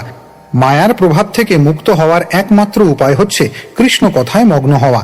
শ্রী চৈতন্য মহাপ্রভু এমনই একটি পন্থা গ্রহণের পরামর্শ দিয়েছেন যাতে সকলেই তাদের বর্তমান স্থিতির পরিবর্তন না করে কৃষ্ণ তত্ত্ববেত্তা মহাজনদের শ্রীমুখ থেকে কৃষ্ণ কথা শ্রবণ করে তাদের জীবনের প্রকৃত উদ্দেশ্য সাধন করতে পারে। শ্রী চৈতন্য মহাপ্রভু সকলকে কৃষ্ণ কথা প্রচার করার উপদেশ দিয়েছেন। তিনি বলেছেন, যারে দেখো তারে কহ কৃষ্ণ উপদেশ, আমার আজ্ঞায় গুরু হয়া তার এই দেশ। সেই উদ্দেশ্য নিয়ে আন্তর্জাতিক কৃষ্ণ ভাবনামৃত সংঘ প্রতিষ্ঠিত হয়েছে। আমরা কাউকেই বলি না যে প্রথমে তাদের অবস্থার পরিবর্তন করতে হবে এবং তারপর আমাদের কাছে আসতে হবে। পক্ষান্তরে আমরা সকলকেই নিমন্ত্রণ জানাই তারা যেন এসে আমাদের সাথে কেবল জপ করেন হরে কৃষ্ণ কৃষ্ণ কৃষ্ণ হরে হরে, হরে রাম রাম রাম হরে হরে। কারণ আমরা জানি যে কেবলমাত্র কৃষ্ণ কথা শ্রবণ এবং কীর্তনের ফলে মানুষের জীবনের আমূল পরিবর্তন হবে। তিনি নতুন আলোক দেখতে পাবেন এবং তার জীবন সফল হবে। শ্লোক ৪৫। ব্রাহ্মণা ঊচুঃ ত্বং ক্রতুস্ত্বং হবিস্ত্বং হুতাশঃ স্বয়ং ত্বং হি মন্ত্রঃ সমিদ্দর্ভপাত্রাণি চ ত্বং সদস্যর্ত্বিজো দম্পতি দেবতা অগ্নিহোত্রম স্বধা সোম আজ্যম পশুঃ। অনুবাদ: ব্রাহ্মণগণ বললেন, হে ভগবান, আপনি সাক্ষাৎ যোগ্য পুরুষ, আপনি হবি, আপনি অগ্নি, আপনি বৈদিক যজ্ঞ মন্ত্র, আপনি সমিধ, আপনি শিখা, আপনি কুশ এবং আপনি যজ্ঞ পাত্র, আপনি যজ্ঞ অনুষ্ঠানকারী পুরোহিত, আপনি ইন্দ্রাদি দেবতা এবং আপনি যজ্ঞের পশু। যজ্ঞে যা কিছু উৎসর্গ করা হয় তা আপনি অথবা আপনার শক্তি। তাৎপর্য: এই শ্লোকে ভগবান বিষ্ণুর সর্বব্যাপকতা আংশিকভাবে বর্ণনা করা হয়েছে। বিষ্ণু পুরাণে বলা হয়েছে যে অগ্নি যেমন এক স্থানে স্থিত হয়ে তার তাপ এবং আলোক সর্বত্র বিকিরণ করে, তেমনি এই জড় জগতে অথবা চিৎ জগতে আমরা যা কিছু দর্শন করি তা সবই পরমেশ্বর ভগবানের বিভিন্ন শক্তির প্রকাশ। ব্রাহ্মণগণ বলেছেন যে ভগবান শ্রী বিষ্ণুই সব কিছু, অগ্নি, হবি, ঘৃত, পাত্র, যজ্ঞস্থল এবং কুশ। তিনি হচ্ছেন সব কিছু। এখানে প্রতিপন্ন হয়েছে যে এই যুগের সংকীর্তন যজ্ঞ অন্য সমস্ত যুগে অনুষ্ঠিত অন্য সমস্ত যজ্ঞেরই সমান উত্তম। কেউ যদি হরে কৃষ্ণ কৃষ্ণ কৃষ্ণ হরে হরে, হরে রাম রাম রাম হরে হরে কীর্তন করে সংকীর্তন যজ্ঞ অনুষ্ঠান করেন, তাহলে আর বেদে বর্ণিত যজ্ঞ অনুষ্ঠান করার জন্য সমস্ত সামগ্রীর বিশাল আয়োজন করার প্রয়োজন হয় না। হরে এবং কৃষ্ণ ভগবানের এই দিব্য নাম কীর্তনে হরে হচ্ছে শ্রীকৃষ্ণের শক্তি এবং কৃষ্ণ হচ্ছেন বিষ্ণু তত্ত্ব। তারা একত্রে সবকিছু। এই যুগে কলির প্রভাবে সকলেই পীড়িত এবং কারো পক্ষেই যজ্ঞ করার জন্য বেদে উল্লিখিত সমস্ত সামগ্রীর আয়োজন করা সম্ভব নয়। কিন্তু কেউ যদি কেবল হরে কৃষ্ণ মহামন্ত্র কীর্তন করেন তাহলে বুঝতে হবে যে তিনি সর্বপ্রকার যজ্ঞ অনুষ্ঠান করেছেন। কারণ আমাদের দৃষ্টিতে হরে শ্রীকৃষ্ণের শক্তি এবং কৃষ্ণ ব্যতীত আর কিছুই নেই। শ্রীকৃষ্ণ এবং তার শক্তির মধ্যে কোনো পার্থক্য নেই। অতএব সব কিছুই যেহেতু তার শক্তির প্রকাশ, তাই বুঝতে হবে যে সব কিছুই কৃষ্ণ। সব কিছু কেবল কৃষ্ণ ভাবনাময় গ্রহণ করতে হবে এবং যিনি তা করেন তিনি হচ্ছেন মুক্ত পুরুষ। তা বলে ভ্রান্তিবশত মনে করা উচিত নয় যে যেহেতু শ্রীকৃষ্ণই সব কিছু সুতরাং তার কোনো ব্যক্তিগত স্বরূপ নেই। শ্রীকৃষ্ণ হচ্ছেন পূর্ণ, তাই তার শক্তি থেকে নিজেকে স্বতন্ত্র রেখেও তিনিই সব কিছু। সেই কথা ভগবদ গীতার ৯ম অধ্যায়ে প্রতিপন্ন হয়েছে। তার সমগ্র সৃষ্টি জুড়ে তিনি নিজেকে বিস্তার করেছেন, কিন্তু তা সত্ত্বেও তিনি সব কিছু নন। শ্রী চৈতন্য মহাপ্রভু কর্তৃক প্রচারিত দর্শন হচ্ছে তিনি যুগপৎভাবে ভেদ এবং অভেদ। শ্লোক ৪৬। ত্বং পুরাগাম রসায়া মহাসূকরো দ্রষ্ট্রয়া পদ্মিনীম বারণেন্দ্রো যথা স্তূয়মানো নদল্লীলয়া যোগীভির্যুজ্যহর্থত্রয়ী গাত্র যজ্ঞক্রতুঃ। অনুবাদ: হে ভগবান, হে মূর্তিমান বৈদিক জ্ঞান, বহুকাল পূর্বে মহান বরাহ অবতারে আপনি পৃথিবীকে জল থেকে উত্তোলন করেছিলেন। ঠিক যেমন একটি হস্তি অনায়াসে সরোবর থেকে একটি পদ্মফুল উত্তোলন করে, বিশাল বরাহ রূপে আপনি যখন গর্জন করেছিলেন সেই দিব্য শব্দ তরঙ্গ যজ্ঞ মন্ত্র বলে স্বীকার করা হয়েছিল এবং সনকাদি মহর্ষিগণ তার ধ্যান করে আপনার স্তব করেছিলেন। তাৎপর্য: এই শ্লোকে একটি তাৎপর্যপূর্ণ শব্দ হচ্ছে ত্রয়ীগাত্র, অর্থাৎ ভগবানের চিন্ময় রূপ হচ্ছে বেদ। কেউ যখন মন্দিরে ভগবানের বিগ্রহ অথবা রূপের পূজা করে তখন বুঝতে হবে যে সেখানে দিনের মধ্যে 24 ঘন্টা সমস্ত বেদ পাঠ করা হচ্ছে। মন্দিরে শ্রী শ্রী রাধাকৃষ্ণের শ্রী বিগ্রহের শৃঙ্গার করার ফলে পুঙ্খানুপুঙ্খভাবে বৈদিক নির্দেশ অধ্যয়ন করা হয়। এমনকি যদি কোনো নবীন ভক্ত অর্চা বিগ্রহের আরাধনায় যুক্ত হন, তাহলে বুঝতে হবে যে তিনি বৈদিক জ্ঞানের তাৎপর্য উপলব্ধি করেছেন। ভগবদ গীতায় 15 অধ্যায়ের 15 শ্লোকে প্রতিপন্ন হয়েছে, বেদৈশ্চ সর্বৈরহমেব বেদ্যঃ। সমস্ত বেদের একমাত্র উদ্দেশ্য হচ্ছে শ্রীকৃষ্ণকে জানা। যিনি সরাসরিভাবে শ্রীকৃষ্ণের আরাধনা করেন অথবা সেবা করেন, বুঝতে হবে যে তিনি বেদের তত্ত্ব হৃদয়ঙ্গম করেছেন। শ্লোক 47। सप्रसीदत्वमस्माकमाकाङ्क्षतां दर्शनं ते परिभ्रष्ट सत्कर्मणां कीर्त्यमाने नृभिर्नाम्नि यज्ञेश ते यज्ञविघ्नाक्षयं यान्ति तस्मै नमः। অনুবাদ: হে ভগবান, আমরা আপনার দর্শনের প্রতীক্ষা করছিলাম, কারণ আমরা বৈদিক বিধি অনুসারে যজ্ঞ করতে অসমর্থ হয়েছিলাম। তাই আমরা আপনার কাছে প্রার্থনা করি, দয়া করে আপনি আমাদের প্রতি প্রসন্ন হন। কেবল আপনার পবিত্র নাম কীর্তন করার ফলে সমস্ত বাধা বিপত্তি অতিক্রম করা যায়। আমরা আপনার সমক্ষে আপনাকে আমাদের সশ্রদ্ধ প্রণতি নিবেদন করি।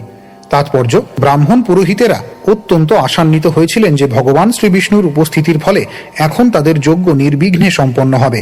এই শ্লোকে বিশেষ তাৎপর্যপূর্ণ ব্রাহ্মণদের উক্তি হচ্ছে, কেবল আপনার দিব্য নাম কীর্তন করার ফলেই আমরা সমস্ত বাধা বিপত্তি অতিক্রম করতে পারি, কিন্তু এখন আপনি সাক্ষাৎ উপস্থিত হয়েছেন। শিবের অনুচররা দক্ষ যজ্ঞ অনুষ্ঠানে বাধা দিয়েছিলেন।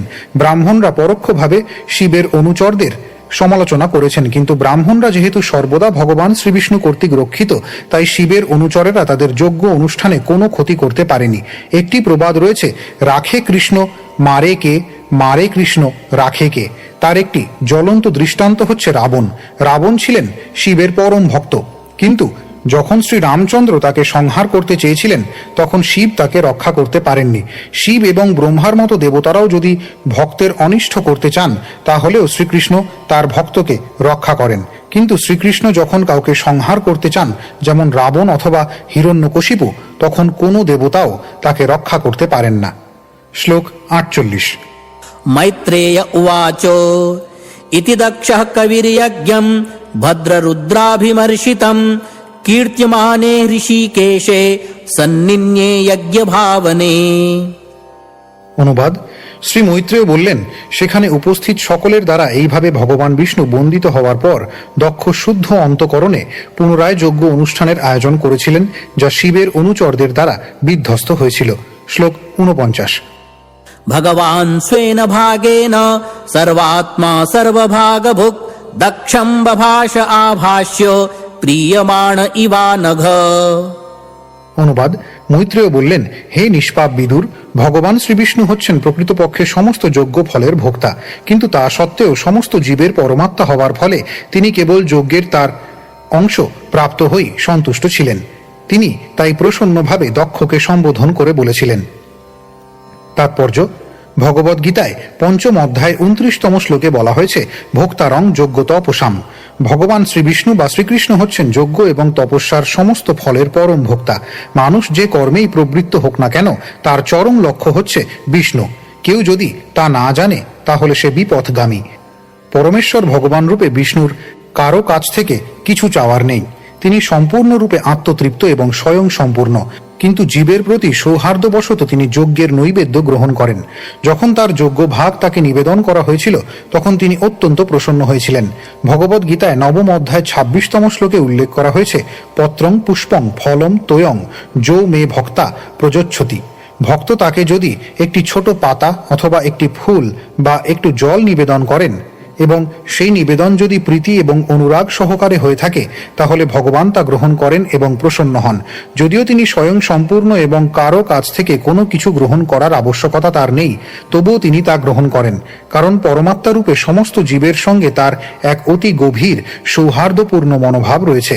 এখানে আরেকটি বিষয় হচ্ছে যে তিনি কখনো অবৈধভাবে অন্যের ভাগ গ্রহণ করেন না। যজ্ঞে দেবতাদের শিবের এবং ব্রহ্মার ভাগ রয়েছে এবং ভগবান শ্রী বিষ্ণুরও ভাগ রয়েছে। ভগবান তার নিজের ভাগ পেয়েই সন্তুষ্ট থাকেন। তিনি কখনো অবৈধভাবে অন্যের ভাগ গ্রহণ করতে চান না। পরোক্ষভাবে তিনি বুঝিয়েছিলেন যে দক্ষ শিবকে তার যোগ্য ভাগ প্রদান করতে অস্বীকার করায় তিনি অসন্তুষ্ট হয়েছিলেন। মৈত্রেয় এখানে বিদুরকে নিষ্পাপ বলে বর্ণনা করেছেন, কারণ বিদুর ছিলেন একজন শুদ্ধ বৈষ্ণব এবং তিনি কখনো কোনো দেবতাদের প্রতি অপরাধ করেননি। বৈষ্ণবেরা যদিও শ্রী বিষ্ণুকে পরমেশ্বর ভগবান বলে স্বীকার করেন, কিন্তু তারা কখনো দেবতাদের চরণে অপরাধ করেন না। তারা দেবতাদের যথাযথ সম্মান প্রদর্শন করেন। বৈষ্ণবেরা শিবকে সর্বশ্রেষ্ঠ বৈষ্ণব বলে স্বীকার করেন। বৈষ্ণবের পক্ষে কোনো দেবতার প্রতি অপরাধ করার সম্ভাবনা নেই এবং দেবতারাও বৈষ্ণবদের প্রতি সর্বদা প্রসন্ন, কারণ বৈষ্ণবেরা ভগবান শ্রী বিষ্ণুর নির্মল ভক্ত। শ্লোক 50। श्रीभगवानुवाच अहं ब्रह्मा च सर्वश्च जगतः कारणं परम् आत्मेश्वर उपद्रष्टा स्वयं दृग्विशेषणः। অনুবাদ: ভগবান শ্রীবিষ্ণু উত্তর দিলেন, ব্রহ্মা, শিব এবং আমি জড় জগতের পরম কারণ। আমি পরমাত্মা, স্বয়ং সম্পূর্ণ সাক্ষী, কিন্তু নির্বিশেষভাবে ব্রহ্মা, শিব এবং আমার মধ্যে কোনো পার্থক্য নেই।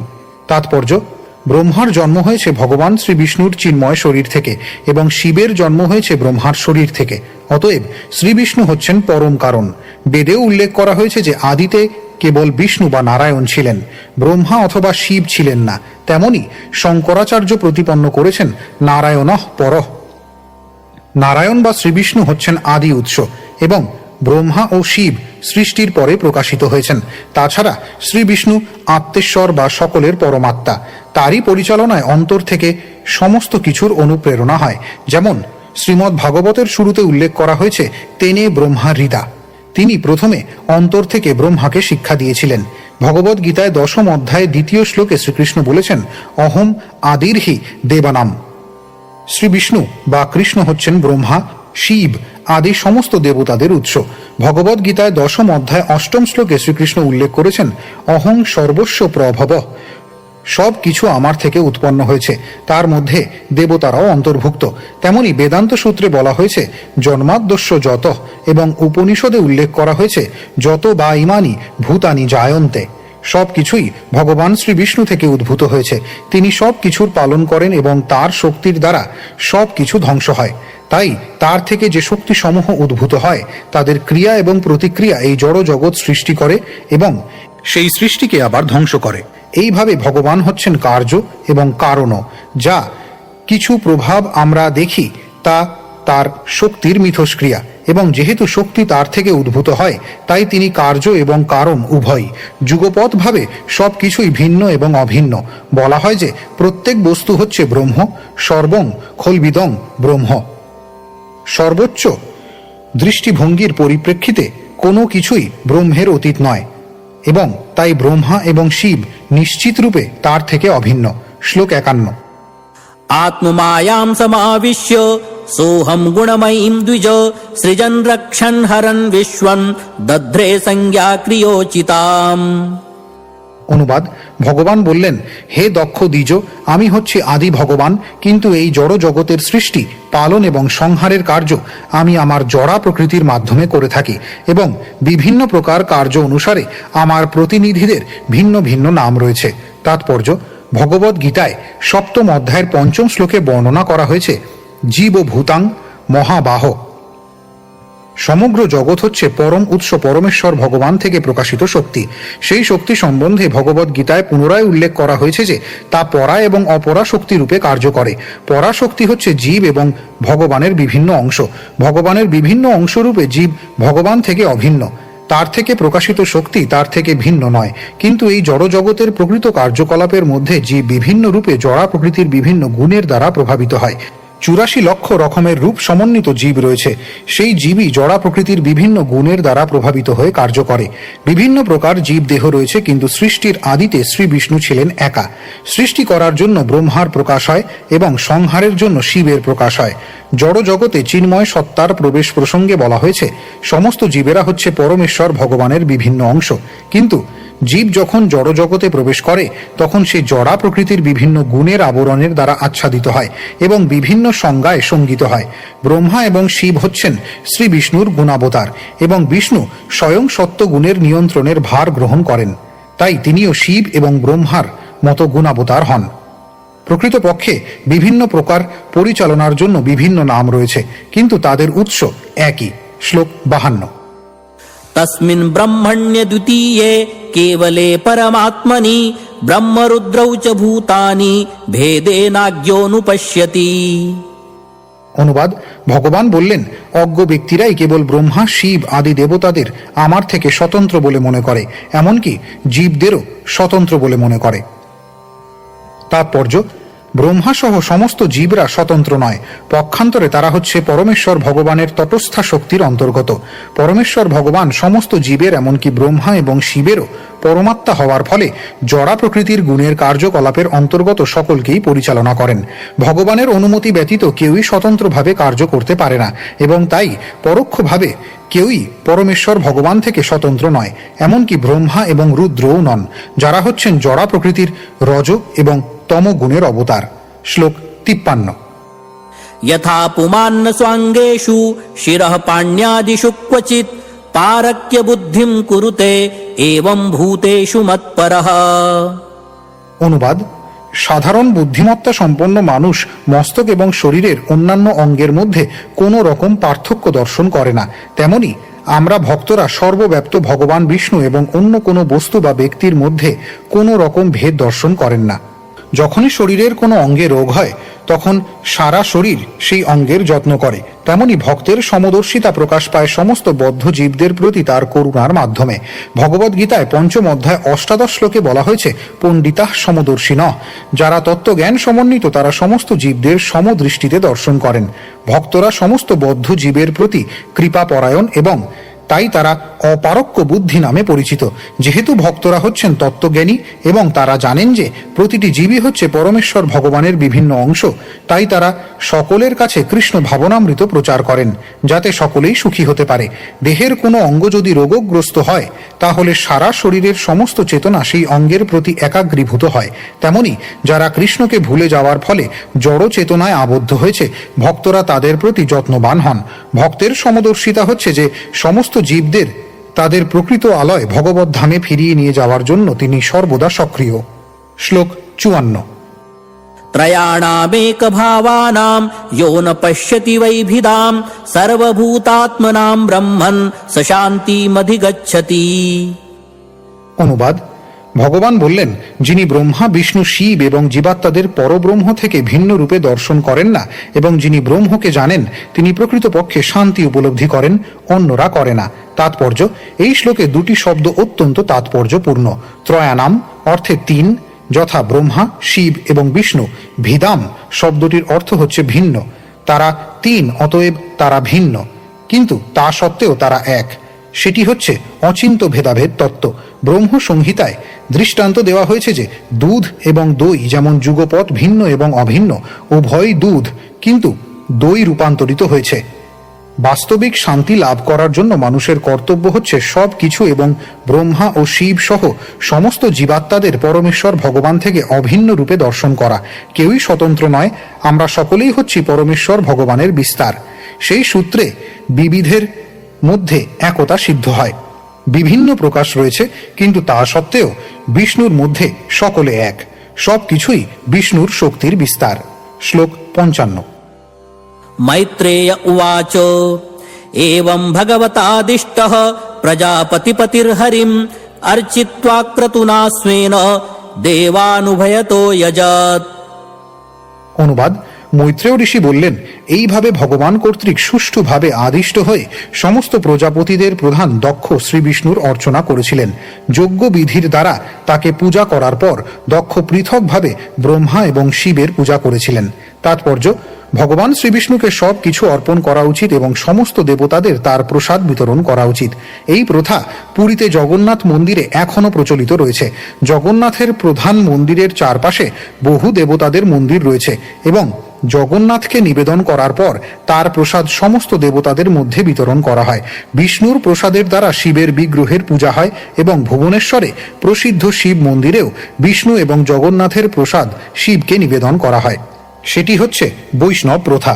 বৈষ্ণব কোনো সাধারণ জীবকে পর্যন্ত অবহেলা করেন না, এমনকি ক্ষুদ্র পিপীলিকাকেও নয়। বৈষ্ণব সকলকেই তাদের মর্যাদা অনুসারে সম্মান প্রদর্শন করেন, তবে সেই সম্মান ভগবান শ্রীকৃষ্ণ বা বিষ্ণুকে কেন্দ্র করে নিবেদন করা হয়। যে ভক্ত অত্যন্ত উন্নত, তিনি প্রত্যেক বস্তুর সঙ্গে শ্রীকৃষ্ণের সম্পর্ক দর্শন করেন। তিনি কোনো কিছুই শ্রীকৃষ্ণ থেকে স্বতন্ত্র রূপে দর্শন করেন না। সেটি হচ্ছে তার একত্বের দর্শন। শ্লোক 56। रुद्रं च स्वेन भागेन व्युपाधावत् समाहितः कर्मणोदवसानेन सोमपानितरानपि उदवस्य सहत्विर्भिः सस्नाववृथं ततः। অনুবাদ: দক্ষ শিবকে তার যোগ্য ভাগ নিবেদন করে সম্মানপূর্বক সর্বতোভাবে পূজা করেছিলেন। যাজ্ঞিক অনুষ্ঠান সমাপ্ত করার পর তিনি অন্য সমস্ত দেবতা এবং সেখানে সমবেত সমস্ত ব্যক্তিদের সন্তুষ্টি বিধান করেছিলেন। তারপর পুরোহিতগণ সহ সমস্ত কর্তব্য সমাপ্ত করার পর তিনি স্নান করেছিলেন এবং সম্পূর্ণরূপে সন্তুষ্ট হয়েছিলেন। তাৎপর্য: যজ্ঞ ভাগের দ্বারা যথাযথভাবে রুদ্রের পূজা করা হয়েছিল। যজ্ঞ হচ্ছেন বিষ্ণু এবং বিষ্ণুকে নিবেদিত প্রসাদ সকলকে বিতরণ করা হয়, এমনকি শিবকে পর্যন্ত। এই সম্পর্কে শ্রীধর স্বামীও তার ভাষ্যে বলেছেন, সেন ভাগেন। যজ্ঞাবশেষ সমস্ত দেবতা এবং অন্য সকলকে নিবেদন করা হয়। শ্লোক 57। तस्मा अप्यनुभावेन स्वैनैवावात्मराधसे धर्म एव मतिं दत्त्वा त्रिशास्ते दिवं ययुः। অনুবাদ: এইভাবে বিধিপূর্বক যজ্ঞ অনুষ্ঠানের দ্বারা ভগবান শ্রীবিষ্ণুর পূজা করার পর দক্ষ সম্পূর্ণরূপে ধর্মপথে স্থিত হয়েছিলেন। অধিকন্তু সেই যজ্ঞে সমাগত সমস্ত দেবতারা তাকে পুণ্য লাভের আশীর্বাদ করে স্বর্গলোকে ফিরে গিয়েছিলেন। তাৎপর্য: দক্ষ যদিও ধর্মের পথে যথেষ্ট উন্নত ছিলেন, তবুও তিনি দেবতাদের আশীর্বাদের অপেক্ষা করেছিলেন। এইভাবে দক্ষ যজ্ঞ শান্তি এবং সৌহার্দ্যপূর্ণভাবে সমাপ্ত হয়েছিল। শ্লোক 58।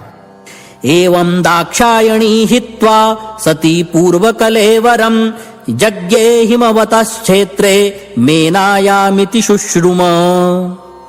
অনুবাদ: মৈত্রেয় বললেন, আমি শুনেছি যে দক্ষ থেকে প্রাপ্ত শরীর ত্যাগ করার পর দাক্ষায়ণী দক্ষ কন্যা হিমালয়ের রাজ্যে জন্মগ্রহণ করেছিলেন। তিনি মেনার কন্যারূপে জন্মগ্রহণ করেছিলেন।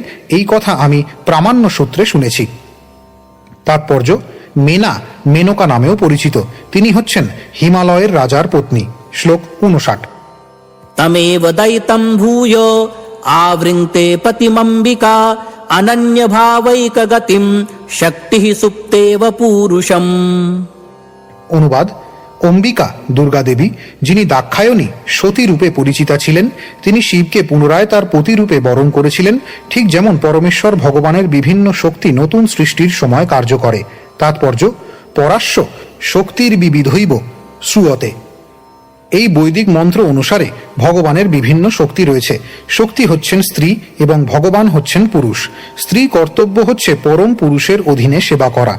ভগবদ গীতায় উল্লেখ করা হয়েছে যে সমস্ত জীব পরমেশ্বর ভগবানের তটস্থা শক্তি। তাই সমস্ত জীবাত্মাদের কর্তব্য হচ্ছে সেই পরম পুরুষের সেবা করা। দুর্গা হচ্ছেন এই জড় জগতে তটস্থা এবং বহিরঙ্গা উভয় শক্তির প্রতীক এবং শিব হচ্ছেন পরম পুরুষের প্রতিনিধি। শিবের সঙ্গে অম্বিকা বা দুর্গার সম্পর্ক নিত্য। সতী শিব ব্যতীত অন্য কাউকে পতি রূপে বরণ করতে পারেন না। শিব হিমালয়ের কন্যা হিমবতী রূপে দুর্গাকে কিভাবে বিবাহ করেছিলেন এবং কিভাবে কার্তিকের জন্ম হয়েছিল তা একটি মহান উপাখ্যান। শ্লোক 60। एतद्भगवतः शम्भो कर्म दक्षाध्वरद्रुहः श्रुतं भागवताच्छिष्याद् उद्धवान् मे बृहस्पतेः। অনুবাদ: মৈত্রেয় বললেন, হে বিদুর, শিবের দ্বারা বিধ্বস্ত দক্ষ যজ্ঞের এই কাহিনী আমি বৃহস্পতির শিষ্য মহাভাগবত উদ্ভবের কাছে শুনেছিলাম। শ্লোক 61। इदं पवित्रं परमीशचेष्टितं यशस्यमायुष्यमघौघमर्षणं यो नित्यदाकर्ण्य नरोऽनुकीर्तयेत् धुनोत्यघं कौरवभक्तिभावतः। অনুবাদ: মহর্ষি মৈত্রেয় তার বর্ণনা সমাপ্ত করে বললেন, হে কুরুনন্দন, পরমেশ্বর ভগবান শ্রীবিষ্ণু কর্তৃক পরিচালিত এই দক্ষ যজ্ঞের কাহিনী যদি কেউ শ্রবণ করেন এবং তা অন্যদের শোনান, তাহলে তিনি নিশ্চিতভাবে সমস্ত জড়কলুষ থেকে মুক্ত হন। ইতি শ্রীমদ্ ভাগবতের চতুর্থ স্কন্ধের দক্ষের যজ্ঞ অনুষ্ঠান নামক সপ্তম অধ্যায়ের ভক্তি বেদান্ত তাৎপর্য।